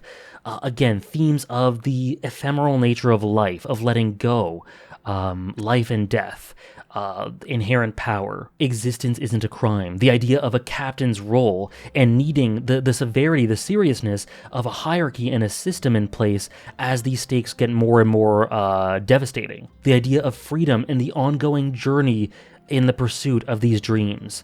All these things I've been talking about since the beginning of Water 7 Part 1, it all concludes here, and continues, as I imagine we'll get tons more of that throughout the series, but it concludes this plot line here in a really fantastic way. And then Oda just drops post Enies Lobby. Such great expansion of the world, amazing plot points, we get to catch up with the world government, Shanks, Whitebeard, Ace, Blackbeard, all the other islands we've been to already. I think I've grown to see that maybe my favorite type of One Piece arc, outside of the grand sprawling arcs like Skypiea or Water 7 Enies Lobby with these huge emotional climaxes, I think my favorite type of Oda arc is actually the ones that are shorter, more dense and rich, and keeping tabs on people as he goes throughout the world and things boil up with regards to the plot. Like Logtown, like Jaya, like this post-Enies Lobby. These three arcs, they're so up my alley. I love when they just get fed this information, which inspires so much thought and hype and hooks and theory crafting. It's just awesome. Now, if we're looking at Oda's overall pattern, I did mention that I imagine that the next arc would be lighter in tone. Now, being completely forthright, I've already started Thriller Bark. I'm quite a bit into it because of what I said about recording this, so I've been taking my time recording this video. So I'm quite a bit into Thriller Bark, and, well, we'll talk about it later, but he's kept up his idea, his pattern, at least so far, of going from really epic, sprawling arcs into slightly lighter ones, at least to start. So that's interesting. We'll talk more about Thriller Bark in the next video. Either way, this was a fantastic arc. It is the strongest 9 out of 10 that I have so far in One Piece. It is among the most memorable, genuinely the most memorable shonen arcs. I would put it and Skypiea up there. And this is my favorite One Piece arc so far. Just so emotional, expands the world, a great plot, tons of great action, new characters introduced, great flashbacks, emotional apexes, it has everything. Water 7 and Enies Lobby is a fantastic arc, and this is the best One Piece so far. I keep saying that, but I'm never lying. Now, with regards to my character rankings, let me just list out the honorable mentions first. There's been quite a bit of a shakeup. Honorable mentions, we have Sir Crocodile, Koza, Polly, Kalgara, Zeph, Iceberg, Lucci, Spandam, yup. I've already talked about that.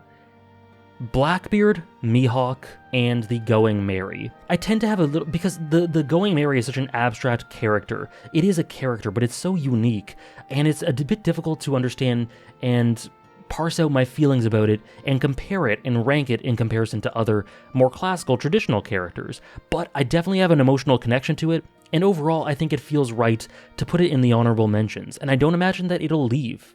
Probably ever. I'm really interested in a few others, Whitebeard, for example, Ace, Doflamingo, but we haven't really gotten enough for them to really justify putting them in the honorable mentions yet. So, but I imagine the story will dwell on them eventually. We'll see. Dragon as well. And then we get to my top 15. And it is as follows. This is a hell of a shakeup. Number 15 is Hiruluk, number 14 is Shanks, number 13 is Noland, number 12 is Chopper, number 11 is Aokiji, keeps me guessing, keeps me engaged, such interesting morality. He is awesome. So 11 is Aokiji, 10 is Frankie, very strong introduction for Frankie. Number 9 is Wiper, still love Wiper. Number 8 is Smoker, still love Smoker. Number 7 is Sanji, who had some great stuff in this arc. Great moments. Love how he encouraged Usopp. He is essential to their escape. Lots of great stuff for Sanji this arc. Number 6 is Vivi. She has left the top 3. Nami is number 5. Number 4 is Zoro. Number 3, Robin, right up to the top 3. Number 2 is Luffy. And yeah, number 1 is Usopp. Usopp is my favorite character in One Piece as of the end of Water 7 and Enies Lobby. Everything that I wanted to happen with Usopp happened, and it was all wonderful. And Luffy got elevated a hell of a lot as well this arc. Robin was crazy good this arc. It's a close race up there. But while it isn't a huge gap or anything, I'm sure that at the moment my favorite character in One Piece is Usopp, followed by everyone else I mentioned. That's all I got today, guys.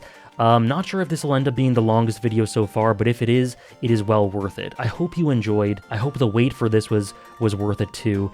If you want to see my next video right now, live on Patreon, you can do so by becoming a $5 patron. And you can get access to some Twitch VODs as well if you want to become a $10 patron. The details are on my Patreon page. But yes, the next arc will be Thriller Bark, so if you want my take on that, you can do so right now. If you want your comment to be highlighted in one of the future videos, just be sure to use the hashtag AJPeace in your comment, and it might be selected. Follow me on Twitch if you're interested in watching me go through the entire series. Every single chapter will be read on there.